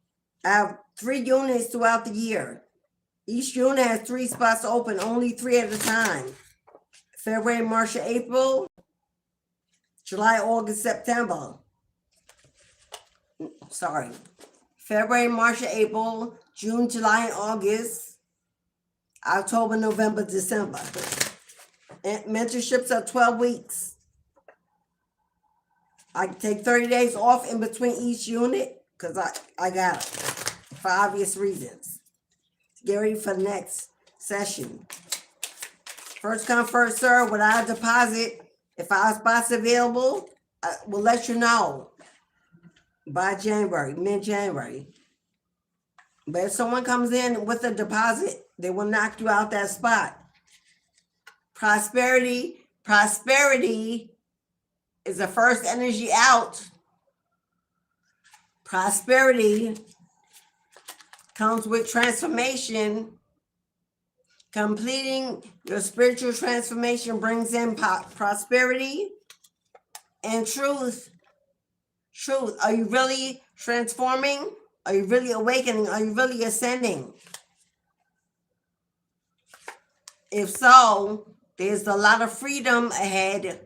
A lot of freedom comes ahead. 2026 comes with a lot of freedom.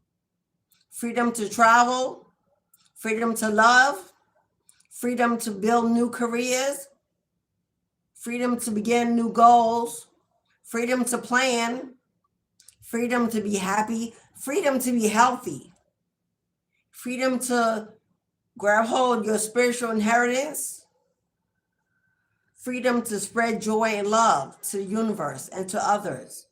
So we got prosperity comes with the completion of a transformation, being truthful whether or not you're ready to allow that transformation to complete itself. And if so, freedom awakens. Freedom awakens. Freedom from toxic connections, freedom from past relationships, freedom from burdens, worries, freedom from stagnation, freedom from lack and confusion.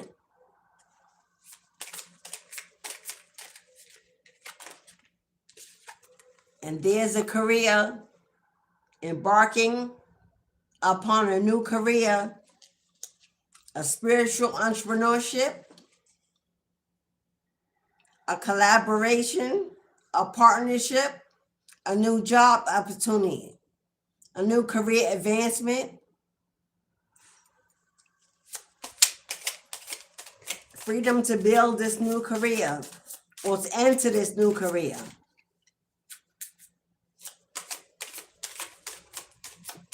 This could be a new job invitation coming in. Receiving a yes after the interview. Beauty. Beauty. Beauty is about seeing all the beautiful parts of yourself and how they manifest and show up in the world for others. Beauty flows from within the soul, from within the heart. Beauty is not about a mindset, the way we see it. Beauty is not found in vision or sights. Beauty is found in the essence of how you feel, how you connect, how you respond, how you allow, are you open to see the beauty in the world, no matter what is going on, the challenges, the obstacles, the chaos of the day, still seeing the beauty of life itself, that you have life and breath, a home, finances, a job, a career, a family that you can manifest, move, plan, build. And you see the image, the mirror image, seeing the beauty in the deepest, darkest parts of you, the beauty in your age, the beauty in your survival, the beauty in your scars, the beauty in your lessons, the beauty in your challenges.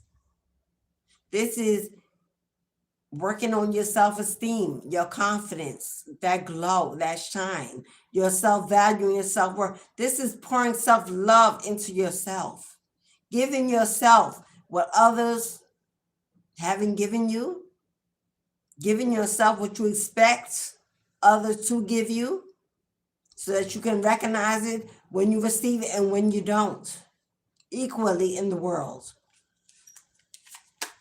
Raising the bar, raising the bar. Someone here, you may want to spend time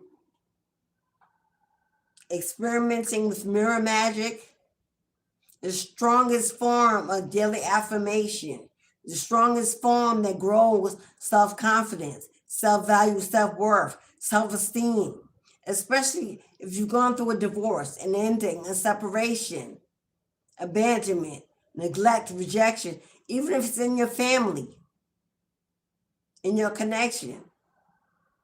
If you had to move away from a hometown, relocate, you're starting in a new beginning, and you're doubting, and you're worrying, and you're fearing failure. Mirror magic is your best defense, for no one can encourage you more than the image in your own mirror. Your higher self, your Ori, is your mirror image, your true twin flame that ignites you, inspires you, motivates you, celebrates you, loves you, comforts you, and has your back.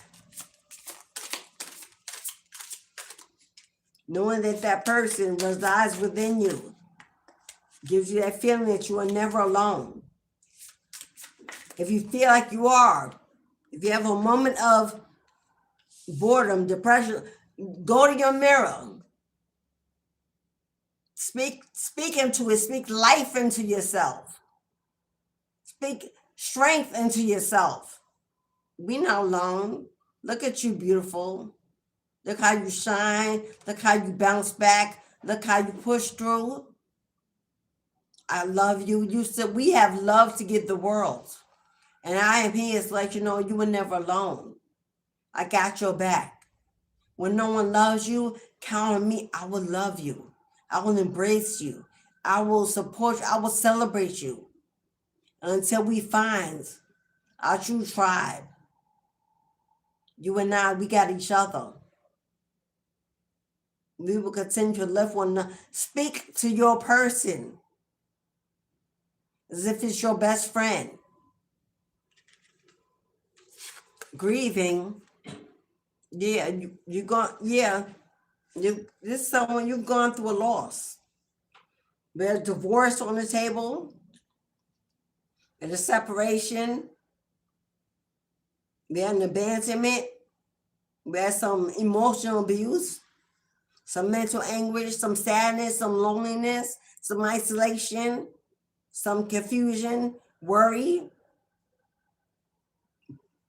Yeah, in the moments when you grieve the most, when that old devil comes in and whisper in your ear that nobody wants you, they didn't want you, they didn't choose you, you have no value, you're getting old, you're not as beautiful, as young, as vibrant, you have responsibility, you're too much of a package, you have children, you have bills, whenever the devil comes in to lie and whisper in your ear, let them know, command that demon to flee.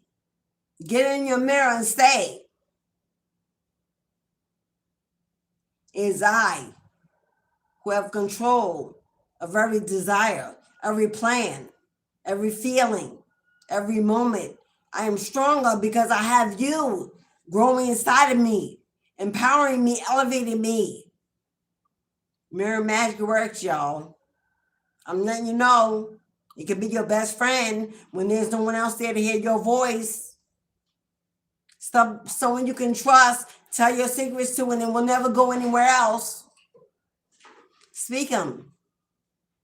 All those things that you won't tell anyone else, that you'll take to your grave, that you're afraid to say, that you don't want people to find out, your deepest, darkest, give it to the mirror. Give it to the mirror. Tell it to take it away. When you walk away, an image fades. Tell it to take it with it, to transmute it, to return it in positive, uplifting elevation of, speak it. Command it. Know its end every session with, as I speak it, so it is. As I was, so it shall be. This is my word. I stand on this commitment to walk in my higher self. So more to be. Meditate to dig deeper. There is, you see that dog digging? It's almost like they're trying to uncover something that's being hidden, that was buried. The deepest parts of you are being uncovered, unburied, can no longer be hidden.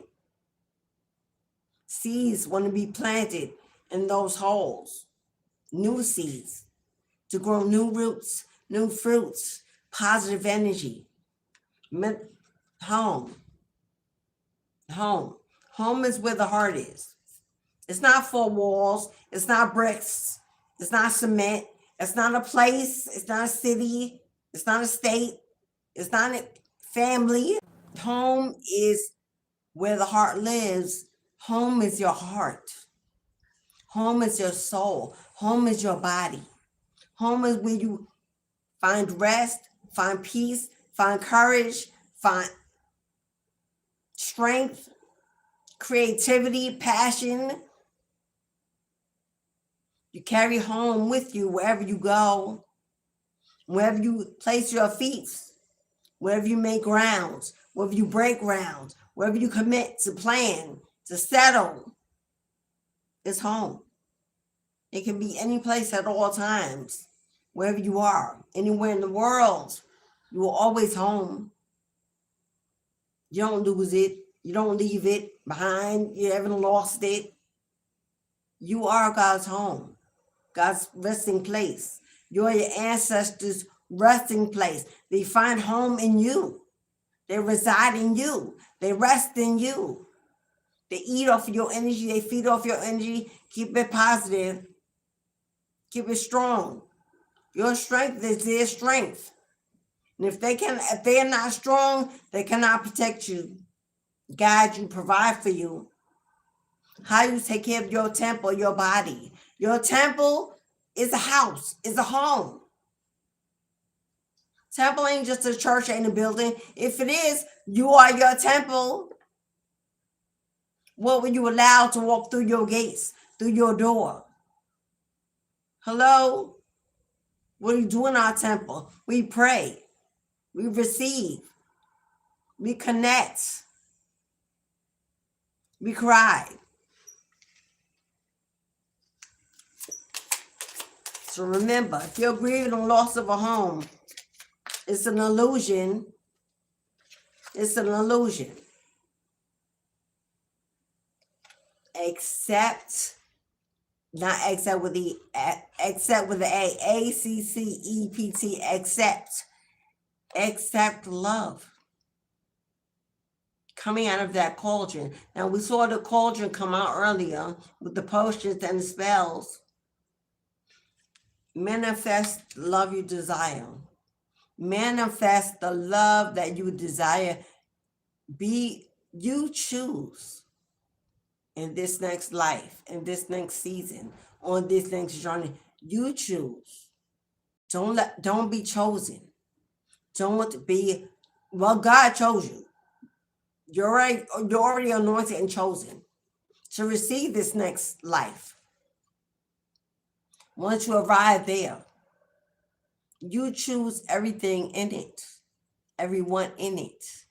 Don't be chosen to enter someone else's dream, life, plan for you.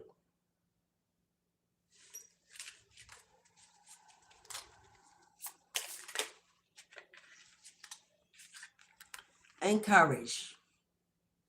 Courage is like a lion. The lion is strong, confident, able, determined, victorious, patient, strategic, watchful, waits for the right moment, the right time to receive the best outcome of victory. Is it impulsive?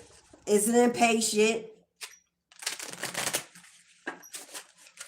Is it spoiled or undisciplined? Is it ruled by ego? They're ruled by logic, mathematics. They know when to pounce, how much time it will take, what direction going to receive their prey, of their victory, of their spoils from their labor. They can wait patiently for hours to know when they get that catch, that victory. They could feed their entire family for days. It's not about just them. It's not about what they can receive. They're not selfish. They share. They take back. They feed the pack. They're part of a pack, a tribe. They're leaders, not followers. Warriors.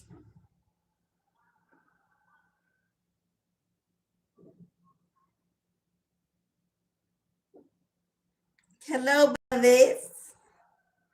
I'm going to try to call out your names real quick. I don't know, real fast.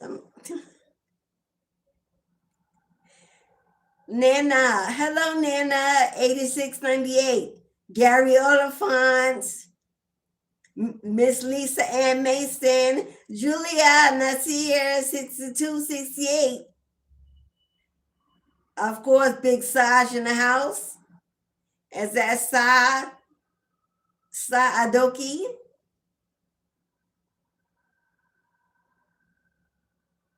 I see some newbies. I hope y'all subscribe and join the family.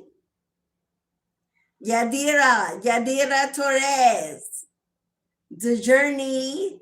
What's up, The Journey? Kanisha Reed. Ronald Simmons Sr. Is that Seta 44001? Oh, Lisa, thank you for that beautiful. Okay, Lisa, not only am I giving you a donation for tomorrow's ancestral offering, I'm gonna pull you a card, Lisa. That's fam, Lisa and Mason. Love you, Queen. There's your ancestral offering for tomorrow, and we're gonna pull you one card. Confirmation, okay? Let me just call out a couple of more names. Let me see. Who else we got? My phone's gonna let me go back so far. So if I don't call you when you're in the room, because I can't go back that far, put your name in the bottom. I'll call you Holy Water 8961.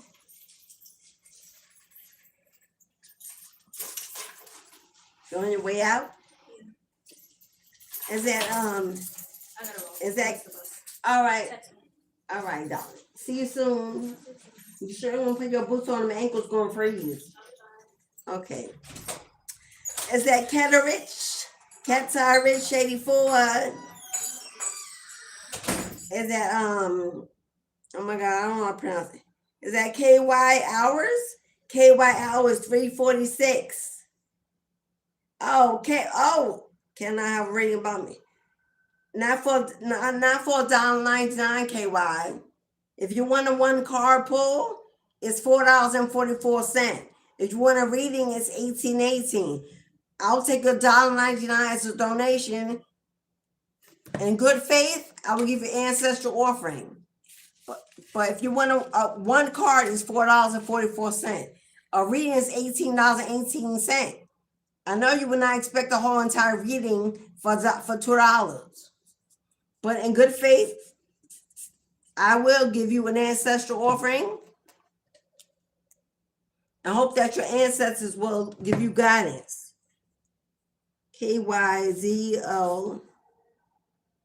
Because you're new here, and I'll take that as you being new.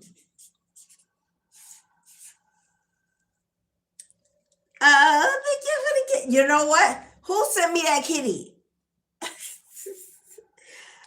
I want a cat so bad, y'all. I want a black cat so bad.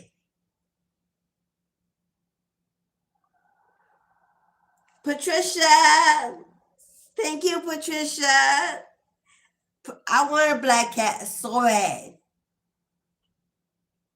But my ancestors said that either the cat will come to me, like I'll find it outside, or it'll be gifted. Not for me to go purchase a cat. It's got to come to me. I ain't get a cat yet. Now, we got a white dog. We got a, yeah, if everybody know Poppy Santana, our 8-pound white Maltese. We have a white dog. I love Poppy, but I want a cat. So thank you for the kitty in the box. It was always like the Christmas gift that I've been waiting for. If that's a premonition, thank you, beloved. All I want for Christmas is a little black cat. A little black. Yo, facts. Thank you, beloved. Patricia. Thank you.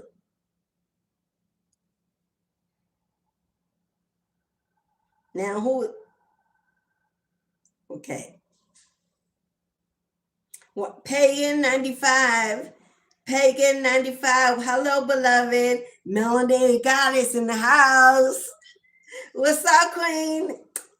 That's fam. Ashley Carter. Hello, Ashley. Hello, beautiful. Keep guessing 101. Love right back at you, boo. Aaliyah 4233. Peace and love. Aurora. Thank you for that flower, Aurora. Thank you, Sailor Moon. Thank you, Sailor Moon. Kelly Price. What's up, Queen? Thank you, fam. Thank you for that floating heart. Thank you for the flower. Come on, Kelly, spooning me. What's up, Queen? Who else? Givers and takers. Hello, beloved Jennifer. Jennifer Myers. Thank you for that 100, girl. That was up. Gang, gang.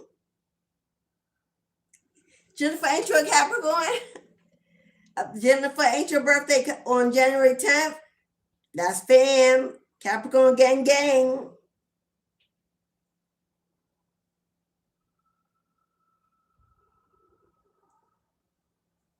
Did anybody else say? Thank you.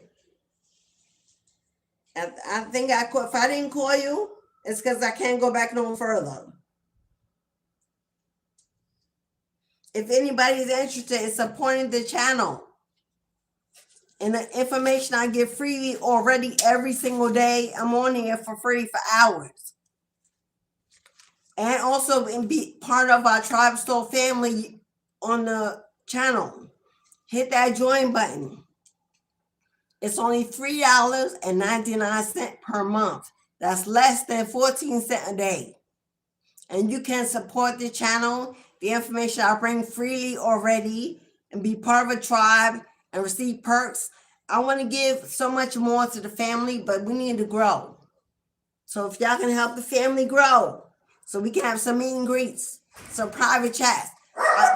I don't want to set private chats for family and have one person come in and leave everybody else like I mean, I will, but it'd be better if we can get more family in and have a real chat. Hello, I can't do giveaways and raffles if only one person is in the room. I want to be able to give you gifts, give you raffles, things I have created that I sell in my shop, giveaways. But I need the family to join me in a big way. So tomorrow for the ancestral offering ceremony, we got KY Zawa, Lisa Ann Mason, Saj, Jennifer 381, Phoenix, and Devin. We got Vernita 817. Those are the ones included so far in tomorrow's ancestral veneration ceremony. You can purchase a buck by giving a donation of $3 or more. Is that Brittany? What's up, Brittany? Hey, boo. Hey, Brittany, I see you. Welcome in, beloved. Now, in 13 minutes, the gate will close. So if you want a reading, 1818, it's your last chance. The gate will close in 13 minutes. Let's see. Let's get some.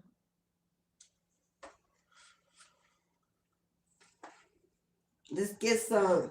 Since we talked about the man or woman in the mirror, we're going to pull some cards from your future higher self message. These are messages from you to you. The parts of you that want to connect, want to communicate. If you could hear yourself speak, what would yourself have to say? These are messages from yourself to yourself. These are not spirit guide messages. This is not answer. These are messages from your higher self to you. If your mirror image could actually speak to you, you could easily get to that. Hello. But if you could hear yourself, what would yourself have to say? Higher self messages.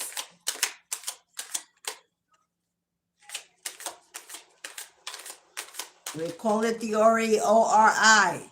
Is what we call in the spiritual community. It's the name for your higher self. Be the brave and authentic soul you were always destined to be. If you can hear yourself speak to yourself, yourself wants to tell you, be the brave and authentic soul that you were always destined to be. You see, dancing, that reminds me of, who sings that song? Is that Gladys Knight? Gladys Knight.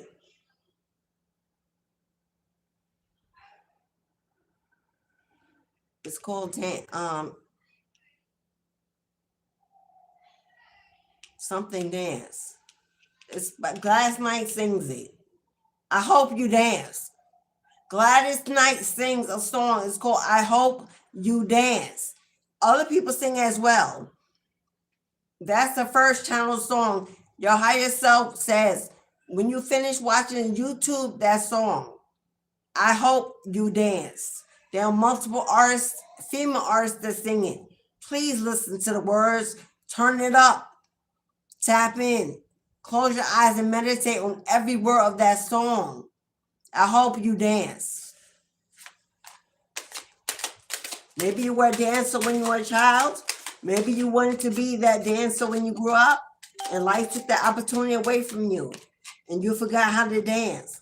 The way it made you feel, it made you feel free, it made you feel like you were flying. Beautiful energy. This is your time to step up and lead from your soul.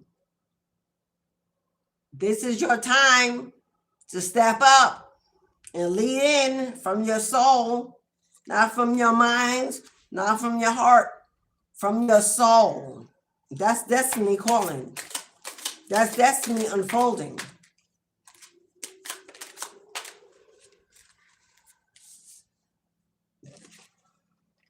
When a new, that one caught in my throat. When a new door opens, walk through it and begin again. Remember, these are all messages from yourself to yourself. When a new door opens up, walk through that bitch and begin again. Fire and Desire, Ashford and something. Ashford and Simpson, Fire and Desire. That's the second song.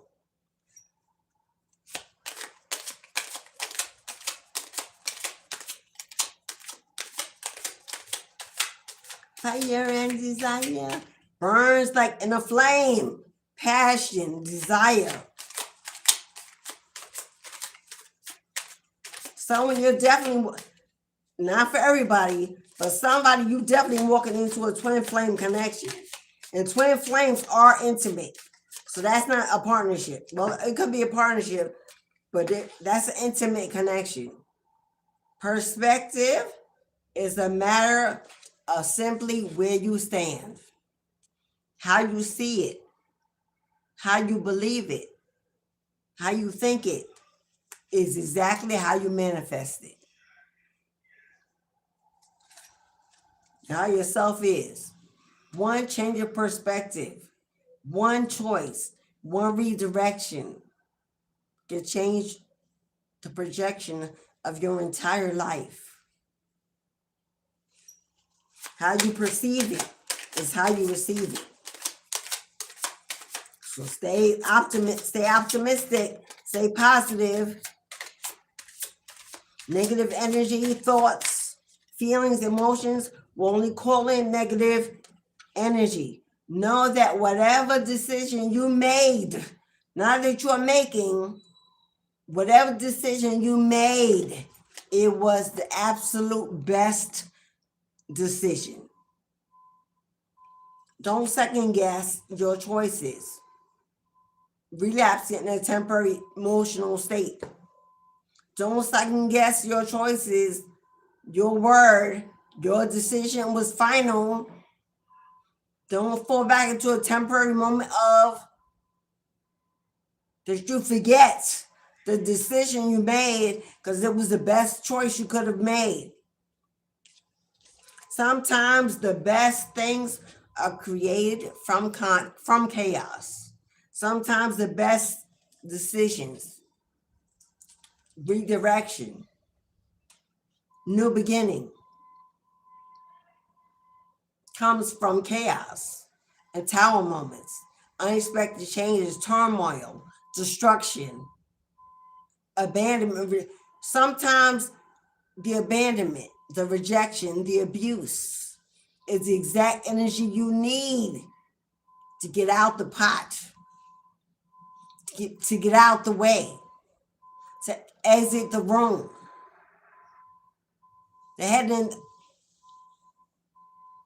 Sometimes God gotta push us with a strong arm. If it was chaos, conflicts, arguments, disagreements, gossip, lies, cheating, abuse, toxic, abuse, traumatic, whatever it was, if it was any of those things, it was a blessing. It was an awakening. It was a push, a nudge. It was a shake-up. It was movement, elevation, ascension, transformation. It was the building blocks to a new foundation. It was opening the gates. It was the dynamite. Hello? It was a spark that was needed to move you to the other side, away from it, away from it. Because when it doesn't hurt enough, often we don't move. When the pain ain't enough, when the pain is not painful enough, we'll stay a little longer. We'll stay too long. We'll ignore the red flags. We'll put a Band-Aid on it and hope it'll heal. We'll hide it, cover it up, lie about it. The pain has to be so immense, so traumatic, that you have nothing else to do but to run, to flee, to save yourself. Thank you. If it was the movement you needed, you should be celebrating it and not blaming it, shaming it. You should be thanking it that God chose you enough, cared about you enough, sent enough pain to move you so that you could receive a better life, a better love, a better job, a better career, a better home, a better future. Last higher self message: storms may bring passion. Storms may bring passion, but not peace. If that person shows up in your life as a storm, a hurricane, a tornado, a raging fire, if they show up as torrential rain, thunderbolts, streaks of lightning, may feel like passion. Oh, they love me so much. They love me so much. They're tearing down the world to get to me, fighting off the competition to prove they want to be the first in line. They love me so much. They're arguing, they're fighting, they're yelling. It shows them. No, beloved. It only means that you're used to abuse. And you only see love as chaos because that's how you were taught. Maybe you grew up in it. Maybe you grew up in it. And that's all you saw. From a family of those who stayed in marriages that were toxic. Because divorce wasn't religious. Hello? Or they didn't want the family to know their marriage was abusive, so they hid it. They lied. They put on masks at family events, fake smiles, fake happiness. They masked in material wealth, a great home, great car. Meanwhile, they were too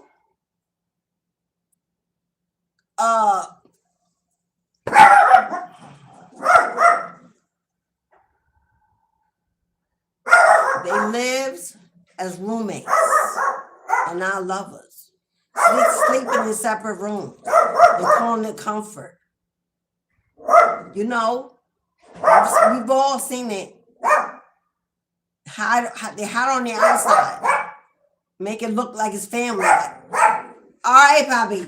Well, Poppy Santana, there it is. Hey, get away from the door! Mom! If you're used to trauma and abuse, show up as love, the makeup, sex, and all of that,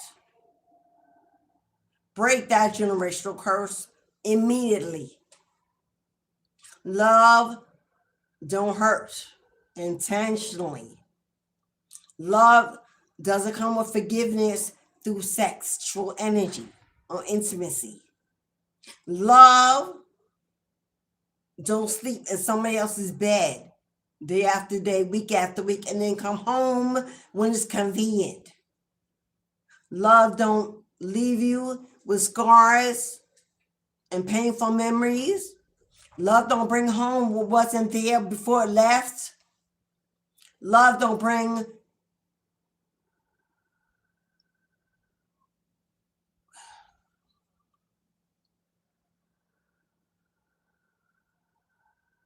love is not embarrassing. Love is not embarrassing. It don't put you out in public. Love does not come to embarrass you, to belittle you. Love does not choose you as second or on a convenient moment. That ain't love. Love is not optional in any relationship. If you are raised in some illusion of what love is, and you fail to see it for how it's made you feel, when you were alone, when you were crying, when you were struggling, when you were hungry, when you were without, when you were in lack, when you were unhealthy, when you were dealing in addictions and chaos and family conflict, sibling rivalry, and thinking that's just what families do. No, it ain't. No, it's not. That's not what families do. That's generational curses. That's been grown, that's been raised in the family of that's what we do. What stays in the house, what happens in the house stays in the house. Even the abuse, even the pedophilia, even molestation, even the addictions, even the violence. That's not family. And that is certainly not love. Love doesn't steal from one another, take from one another, gossip and lie about one another. Love is not jealous, envious, challenging, a burden. That's not love. Love, first of all, God is love. First of all, God is love. All those things of God is God abusive, neglectful, abandoning, rejection, ghosting, lying, cheating, stealing. God, that's not God, that's devil energy. If that's the energy going on in your family, then the devil is reaping havoc. Then the devil is reaping havoc across your entire bloodline. Get out while you still can survive. Get out. Be the difference. Break the cycle, break the chain. Do not allow your children to inherit that illusion of family. Let it end with you and yours. Don't go to stay fair, to be part of, to be included, to say you were there, say you attended. Don't allow your children to sit amongst misery, misfortune.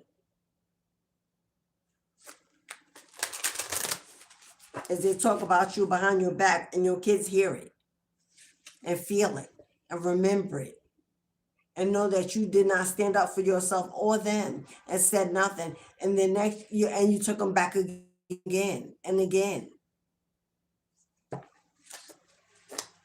Show them to value their self-worth because you value yours. And that they are the best parts of you and deserve better from you. If you don't have children, then prepare and get ready to be that for them. If not for yours, for everybody else's that comes around you.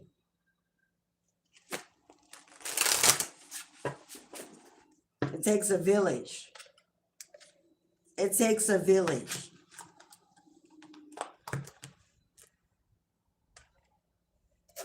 Be a village for the next generation.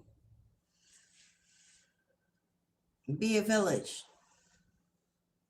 Kids who are abandoned, orphaned, abused, mistreated, used, trafficked,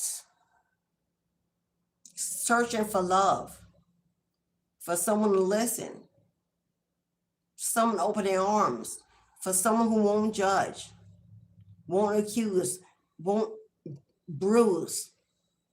Don't have to be yours. If you are a mother with a womb, we are all children of the universe are ours.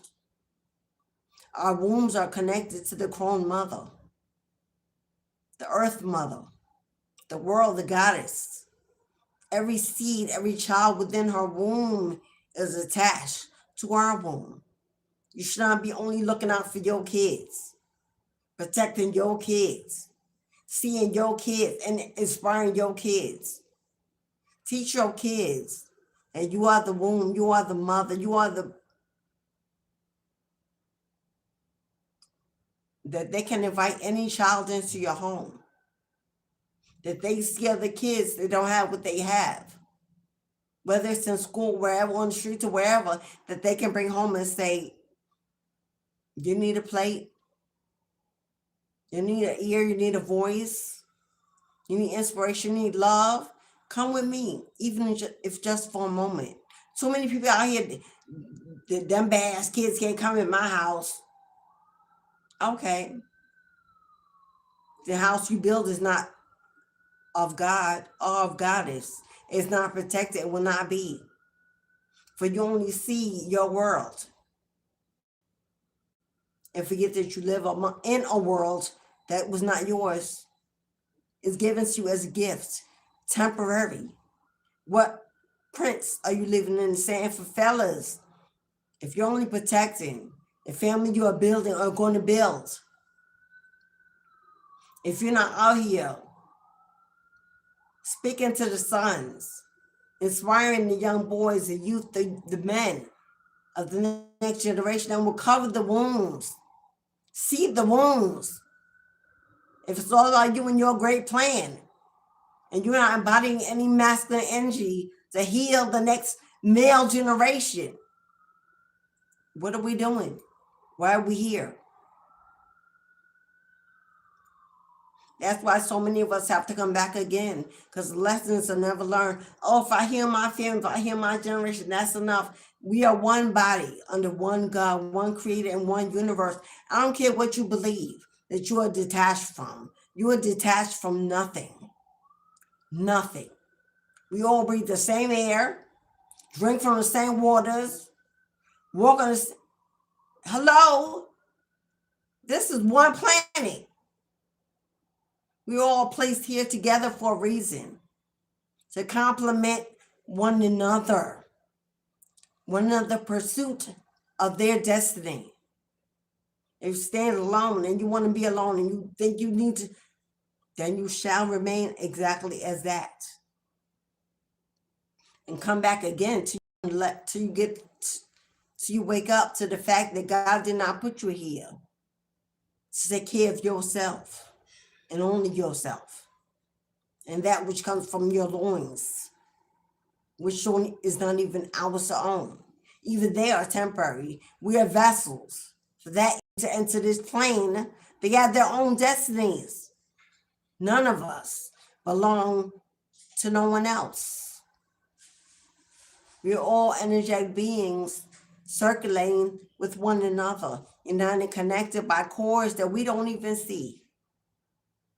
We've allowed racism, money, greed, power, envy, jealousy, rivalry, conflict. We've allowed the world to erase God and divine plan. But there are those of us who understand the assignment, who don't want to keep coming back to this hellhole again and again, who are earning our wings to fly away and reside with the ancestors in the highest realm above all land. And you're being called to step in. Many are called, few are chosen. Will you be one of those few? Plenty of room. Plenty of room. I'm here for you to connect in all ways, every day. Look for your tribe, you can find it. If you seek it, you shall find, right? As you will it, it shall be, right? For as within, so without, as above, so below, our destinies are set in stone. Can nobody take that away from you? That lives in your home. Part of your return. All that you need is embodied within. Simply tap in and feed thyself till thy belly is full with God's milk and honey. It's available every day. Stand at the altar and bow your knee and say, God, I am home. Use me. Forgive me. Elevate me. Heal me. Inspire me to be the best. Teach me to see me the way you see me. And I'm ready to conquer the world. So more to be. Ashe, amen, selah, however you want to end it. Close that door and open a new one and walk in and begin life again. Thank you all for coming, for staying, for sitting, for chatting, for donating, thank you for your presence. You could be anywhere in the world, but you gave me a little bit of time and I appreciate you. Thank you for allowing me to be who I am. Thank you so much for validating all that I am and all that I am becoming to be. I'll be back tomorrow with Ancestral Saturday, 12 to 2 p.m. Be in the house. See your offerings given to the universe to receive your rewards in advance of. For every seed you sow shall be returned to your home tenfold. That is Ashe. So everything you need to know about me is in the box below. How to book, how to get a reading, how to meet in person, my online spiritual shop, my email to reach out. You know what to do. Go to your team, ask for direction. If they direct you to me, I'm available and honored to be a mentor, a guide, an advisor, a coach, whatever you need. I'm a jack of all trades. I'll let y'all go. It's past 3. Thank you, each and every one. I didn't miss a reading, right? Leah, hello, Leah said, oh, thank you, beautiful. You're so welcome. Thank you, Leah. Thank you. I'm only calling off the names of those I didn't call out. Oh man, how do I say your name? Shay Lover. Shay Lover. Are you from New York? Thank you, Shay Lover. Patricia. Patricia 2960. Mac. Big Mac in the house. Thank you, beloveds. I think I called everybody else. I said, hey, Brittany. If not, what's up, Brittany? I think I called you. I think I called everyone else. If I didn't call your name, speak now. If I ever hold your peace. Are you? Thank you, Julia. I see you, Queen. All right. Oh, wait a minute. Julia, did you book a reading? It's got to give you what you need. All right, Julia, because Julia, I missed you last time. We ain't going to miss you this time. So Julia has extended the time, Saj, if you have to go, because Saj is on a whole nother side of the country. It's late night over there, where it's daytime over here. So Saj, you got to go. Thank you for your moderation. I love you, beloved. I'll see you tomorrow. Have a good night. But Julia has extended the reading, y'all, till 3:30. So if anybody else wants to book a last minute, if you want to book a last minute, book it now, because we're about to give Julia her reading. Anybody that wants to come in, if you're guided to get an 1818 mini, do it now. Julia has extended us till 3:30. If you would like to take this minute to make a decision, to tap into your spirit team and get your reading, Cashapp, PayPal, super thanks. 1818 for a mini reading. 444 for one card. The strongest guidance and what you should focus on in the moment. One card, $4.44. You can buy ancestral offering for tomorrow, $3.33. It's the last call. We're going to give Julia your reading, beloved.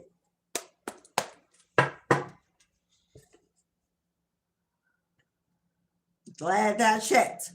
I missed Julia last time. Okay, beloved. So here you come, here you go, Julia. This one's for you, mama. Anybody that wants to book, last call. You're gonna get you, Julia. Get you a spirit guide number.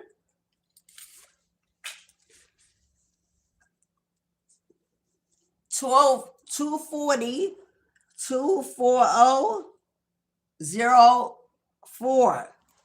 You got the 6. 6 represents the Chariot card. Something is on the way.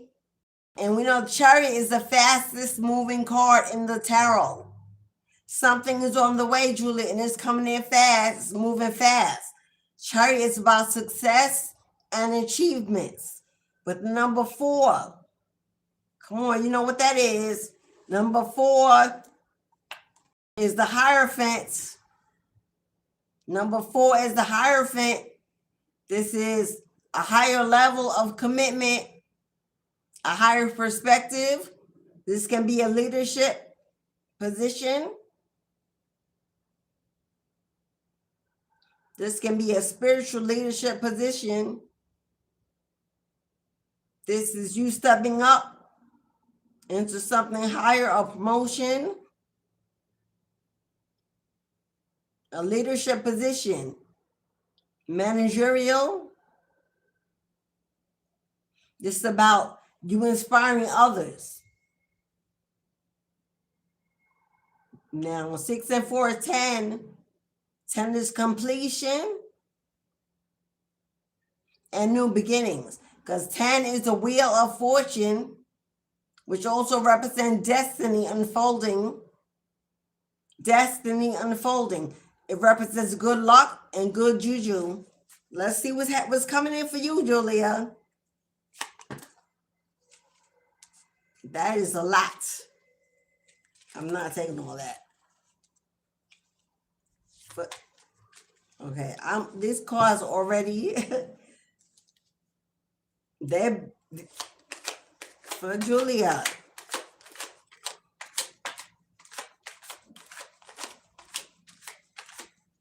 Julia, this could also be a love commitment, because the Hierophant represents a marriage, something leading to marriage or to a new commitment, a new relationship, a new connection.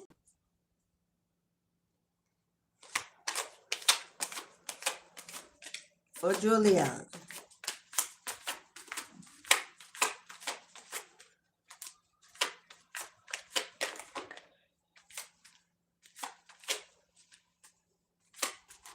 This card's just trying to jump out.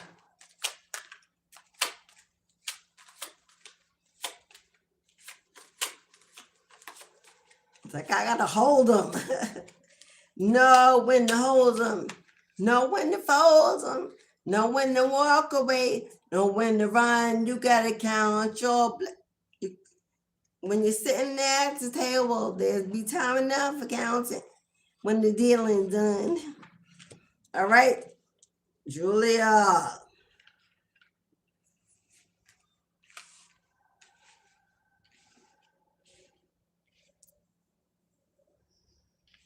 All right. Okay, Julia.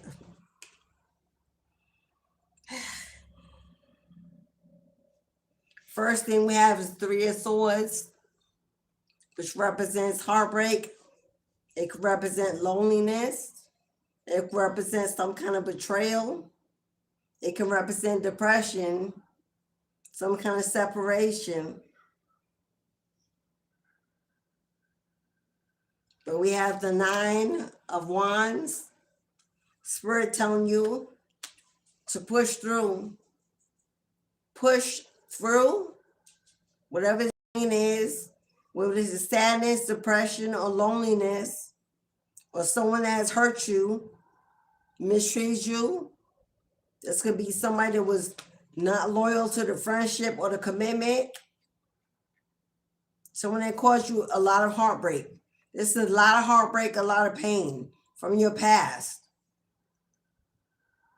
The 9 of Wands is about resilience, about you overcoming it, pushing through it, breaking through with it, and leaving it behind. This is about you finding your inner strength, knowing that you're stronger for having gone through it, survived it, and moving into some kind of elevation. So you got the Emperor here. We have the Emperor here, which represents leadership, stability, and that is coupled with the Knight of Pentacles, which is this is about financial gain, slowly making its way to you. Now, this is slow moving energy. Whatever this finances is that you are desiring or that you wish for, that you're wanting, right now it could be moving very slow. It could have you worrying, feeling sad, feeling depressed, feeling lost. But this is about you standing in your power as a leader, taking back control, and authority to unmask opportunities for you to gain monetarily.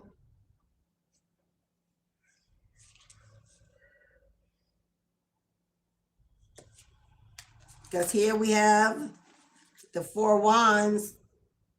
The Four Wands represent stability, security, support. It can also represent traveling. It can represent invitations coming in. It can represent community, partnerships, working with other people, reaching out to network. This is about you getting out of your comfort zone, breaking free from lack of trust, being around others, being included within circles. Well, this is about you needing to put yourself in a circle, in a community, in a place with other people. You can receive support, love, comfort, community. This is you needing to be in the places where you find more elevating people, more energetic people, some laughter, some playfulness, attending gatherings, events, networking, searching for things you can invest your time and energy in that will also put you in a place to be around a community, a body of people, to not sit alone in seclusion and isolation and loneliness. This is also about you not feeling victimized by your experiences, but allowing yourself to understand they were for your highest good. Yeah, right now you're guarded. Right now it seems that you're very guarded when it comes to your fear of being hurt, being abused, being taken advantage of. But what you are is you're confusing healthy boundaries. Like I said earlier, you're confusing having healthy boundaries with placing brick walls around yourself. Right now, there's a brick wall around yourself where people are not really able to get in, to see you, to meet you, to connect with you, to grow bonds and connections, because the wall you have because right now you may be overly guarded. You're resistant to inclusion. Maybe too much focused on the negativity of the past. You needing to take control of your mindset, of your emotions, and move forward into new, inclusive connections, relationships, partnership. You need to network. Find ways that you can network with others, whether this is online in groups, in your community. Right now is a great time during this season to get involved in charity work, feeding the homeless, Christmas giveaways at shelters. A lot of community events are going on right now for the holiday season. For those that don't have, those that are lacking, that you can volunteer some extra time, spend some other time, because being around other people, giving back to other people through charity work can help open you up to connecting your heart with other individuals. Get out of this seclusion, out of this depression, out of this loneliness. But you have to take the authority to make that move. God's not going to miraculously send people in to knock on your door. If you want to be part of a family, a community, a society, you got to be willing to step into it, to walk into it, to invite in, to trust people. Because we have curiosity here. We have curiosity. We have an emperor here. That is Aries energy. There could be a masculine who is in the Aries energy. It looks like somebody's watching you, Julia. Somebody is watching you, and this person is very curious about you. With 1111 here, twin flame energy, this person could be desiring to get to know you, to communicate with you. But if you're so guarded with being abused or being hurt, if you're so guarded with the past trauma and pain, you may miss this opportunity to engage with this emperor. Because there is an emperor, there is a masculine energy here that is watching you, that wants to come in. Because I see a date. I see an invitation for a date to spend some time together. Because the traveling card is here. Going out on a date. We have a wedding here. That marriage could be this person inviting you to attend an event in their family.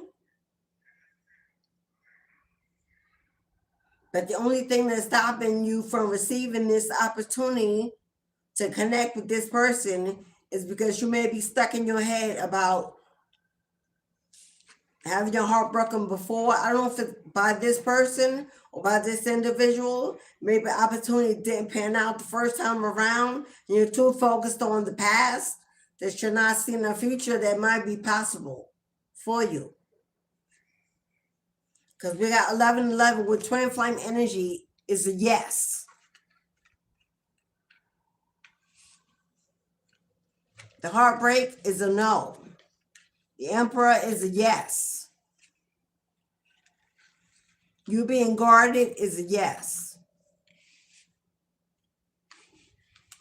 Spirit says also you need to practice a daily routine. You need to practice a daily spiritual routine or maybe a work routine. Maybe takes your mind off of negative things and puts in a more positive. I don't know if this is reading a book, starting a new book. I would recommend a romance novel. I highly recommend a romance novel. I could recommend, I highly recommend either a romance novel that you can read. And I know, I don't want to take this with a grain of salt. 50 Shades of Grey. 50 Shades of Grey has a trilogy. I strongly suggest, my love, that you watch every single one from the beginning to the last movie. I don't know if it's 3 or 4, but whatever it is, this entire weekend, if you ain't got nothing else to do, break away from material things for a minute and stop worrying about money for a minute. And I see some kind of money opportunity coming in. Patience. There's some money. I see unexpected source of money or income. This could be a new job offer or a gift or something. But break away from just a minute from material things. Spend the weekend, you can watch 50 Shades of Grey. From the first movie to the last movie. It's your choice. But you might want to do that because you need to shift this energy into a positive direction when it comes to romance. When it comes to romance, you need to shift your energy and get out of the illusion that it's okay for you to be alone. It's not. And it's not advised. It's not helpful and it's not healthy.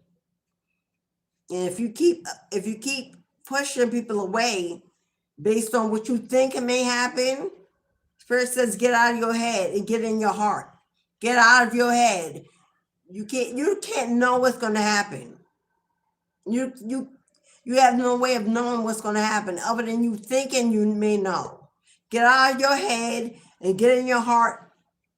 Because you need to spark some kind of passion, some kind of desire, some kind of healthy visions when it comes to love, connections with people in general. Whether it's friends, lovers, whatever, people in general. You need to think, and you need to change your perspective about connecting with people on a whole. Too guarded, too afraid. It's a lot of fear here, a lot of trauma. Afraid to get your heart broken. Getting your heart broken is just a part of life, honey. If it's happened, you can't run from it. You can hide, end up alone your entire life, running from getting your heart broken. Heartbreak is just a part of life. Hello? And even when we get our heart broken, you ain't gonna die. It may teach you to be stronger for the next one, but you got to start somewhere. You got to start somewhere. And you got an emperor here that's curious about you, but you're on guard. And you're losing an opportunity to have some fun, to enjoy your life, even if it's just to get out. Stop connecting permanence. Stop connecting permanence to everything that happens in the moment. Enjoy your moments as they happen. Stop worrying about if it's going to be forever, if they're the one. That's holding you back from missing out on a lot of beautiful moments, building beautiful memories. Everything ain't going to be permanent. Everything and everyone ain't going to be permanent and not meant to be. If you don't enjoy the flowers along the way, then what's the point of worrying about anything permanent? If you don't enjoy the flowers along the way, how will we ever accumulate the bouquet at the altar? If you don't collect the flowers along the way, how are you going to accumulate enough to have at the altar? It's time for you to accumulate some flowers. You're worrying about finances. I see finances coming in on the way.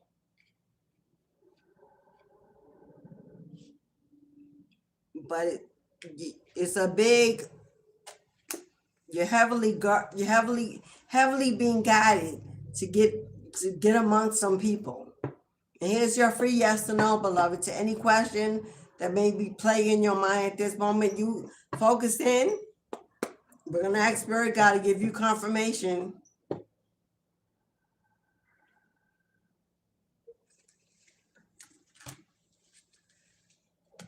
You got a yes. You got a yes. The Nine of Pentacles is single and ready to mingle. Nine of Pentacles is attractive, glowing. The Nine of Pentacles is financial independence. Hello? Gainful, gaining in your own right, followed by the Ace of Cups. Honey, Nine of Pentacles, Ace of Cups, independently wealthy by calling in a soulmate. Independently wealthy, financially independent, single, attractive, alluring, gifted, success, stability, prosperity coming in, abundance, traveling. You're manifesting, but it was followed by the Ace of Cups. You're also manifesting love, connections, fulfillment, community, harmony, joy. Ace of Cups is entire fulfillment from the heart. From the heart. All that you desire, all that you want, all that you seek, all that you need, if you just open up and allow. Get rid of fear and get rid of worry, get rid of doubt. It don't matter if it'll stay. It don't matter if it's forever. Only thing that matters is now, today, in the moment. Because tomorrow is not a promise to nobody. So if you don't enjoy today and you're not here tomorrow, then what is the point of living any day? Enjoy every day, every moment, every opportunity that comes your way. But soulmate energy.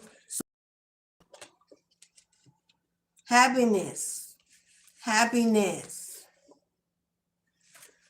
Stop questioning and living in your head, beloved. While all that's going on, you're wasting time, valuable time. Get out there, get in your heart and love on another. Love on another. Don't be gullible. Don't be so hungry that anyone is allowed in. Ask for divine guidance to see connections that are only positive, elevating, and inspiring, and expect them to send you exactly that. If someone comes in and you have a question about them, go to your ancestors, go to your team, pull a card. I personally know you have decks. You meet someone, get out your deck, go to your altar, light a candle, speak to your team. All you gotta do is pull one card. Is this person good for me? Are their intentions pure? Is this part of my tribe? Should I be open to this? Is this allowed? Will I be happy? Pull a card and ask, and they will give you what you seek. But whatever answer they give you, trust it and believe it. Don't keep asking the same question 50 times till you get the answer you think you want or you like, or because you're not sure. Let their first answer be your answer. And after a while, you won't even need their guidance. You will trust your gut. That is true destiny. That is true ascension. When you no longer need them to answer because you trust your discernment, your judgment, and your own gut. So there you go, Julia. There's your reading, beloved. Ashe. Thank you. Thank you for booking, trusting, and receiving.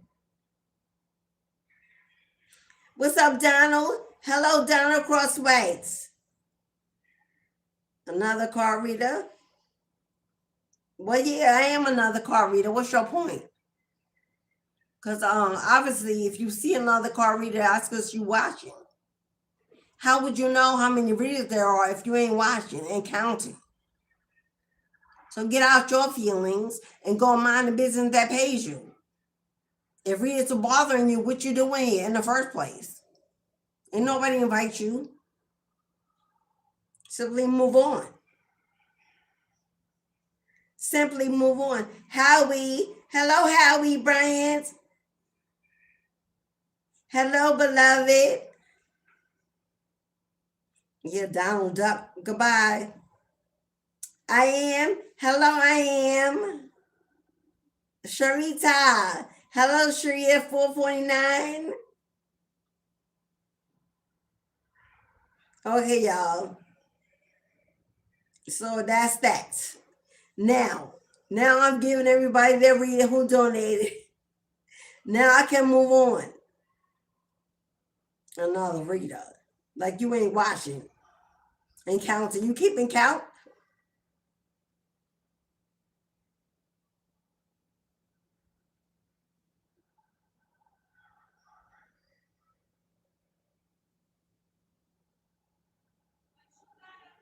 Like your opinion matters. Go fly. Go fly. Good luck. Because you got to be miserable. You got to be miserable in your little lonely life.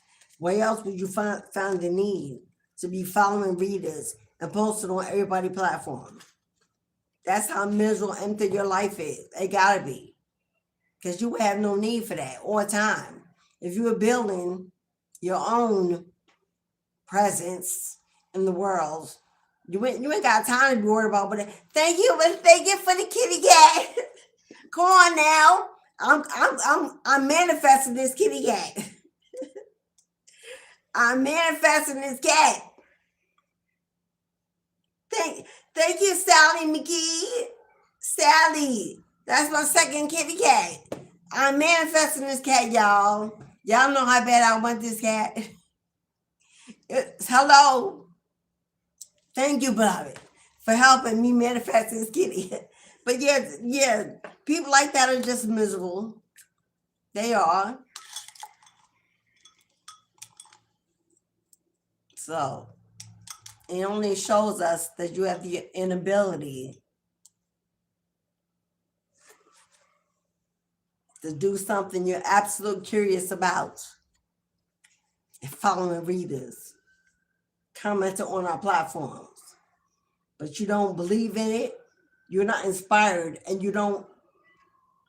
So why the hell we good luck down the duck. Returning you to the circus. All right, y'all, let me go. If you've hit the like button, thank you so much. If you have not, as you go out, please hit it. Support the channel. Subscribe if you're a newbie. Consider joining the Soul Tribe family. $3.99 a month to support the channel and be part of a growing community of enlightened beings. If you want to book personally with me, my website, my online spiritual storefront is in the bottom of the description box, along with my email for those of you that want to reach out for mentorship for 2026 or for any other service. I am here. Hit me up. Let me know. Tomorrow's Ancestral Saturday for those who send an ancestor lucky buck. Tomorrow, come back for your ceremony. Everyone is invited. You can also donate tomorrow. The ceremony will begin at 12. We will not start burning the offering till 12:30.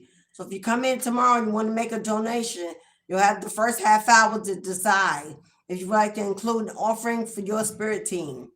Let me go. I'm hungry and I'm talking about 100 miles a minute. I know I'm unspent. Thank you, everyone, for your loving energy, your generation, and your kindness. I'll see y'all all tomorrow again in the Boom Boom Room at 12 noon. Come back and see me again. I got a lot more goodies for you. Thank you all. Have a wonderful TGIF and a beautiful weekend if I don't see you. Remember, we got the new moon on December 20th. It's also the winter solstice.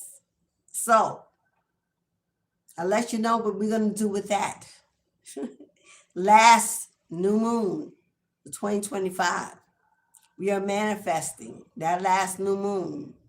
We are manifesting what we expect to receive and what we are requesting to achieve. Our desires, our wishes, and our highest dreams. It's the last new moon in Sagittarius, the traveler, the bearer of information, the seeker, the explorer. Hello, the mover, the shifter. December 20th. I have a new moon ritual live on YouTube. To participate in the new moon ritual, it'd be $22.22. Last new moon, we're manifesting like beasts in these streets. If you want to come manifest with me, to be written on the candle, part of the petition, 2222, for the last new moon of the year. Once we step in, 2026, it begins with a full moon. So, I'll see y'all all tomorrow. Have a wonderful evening. I love you, family. Ashe.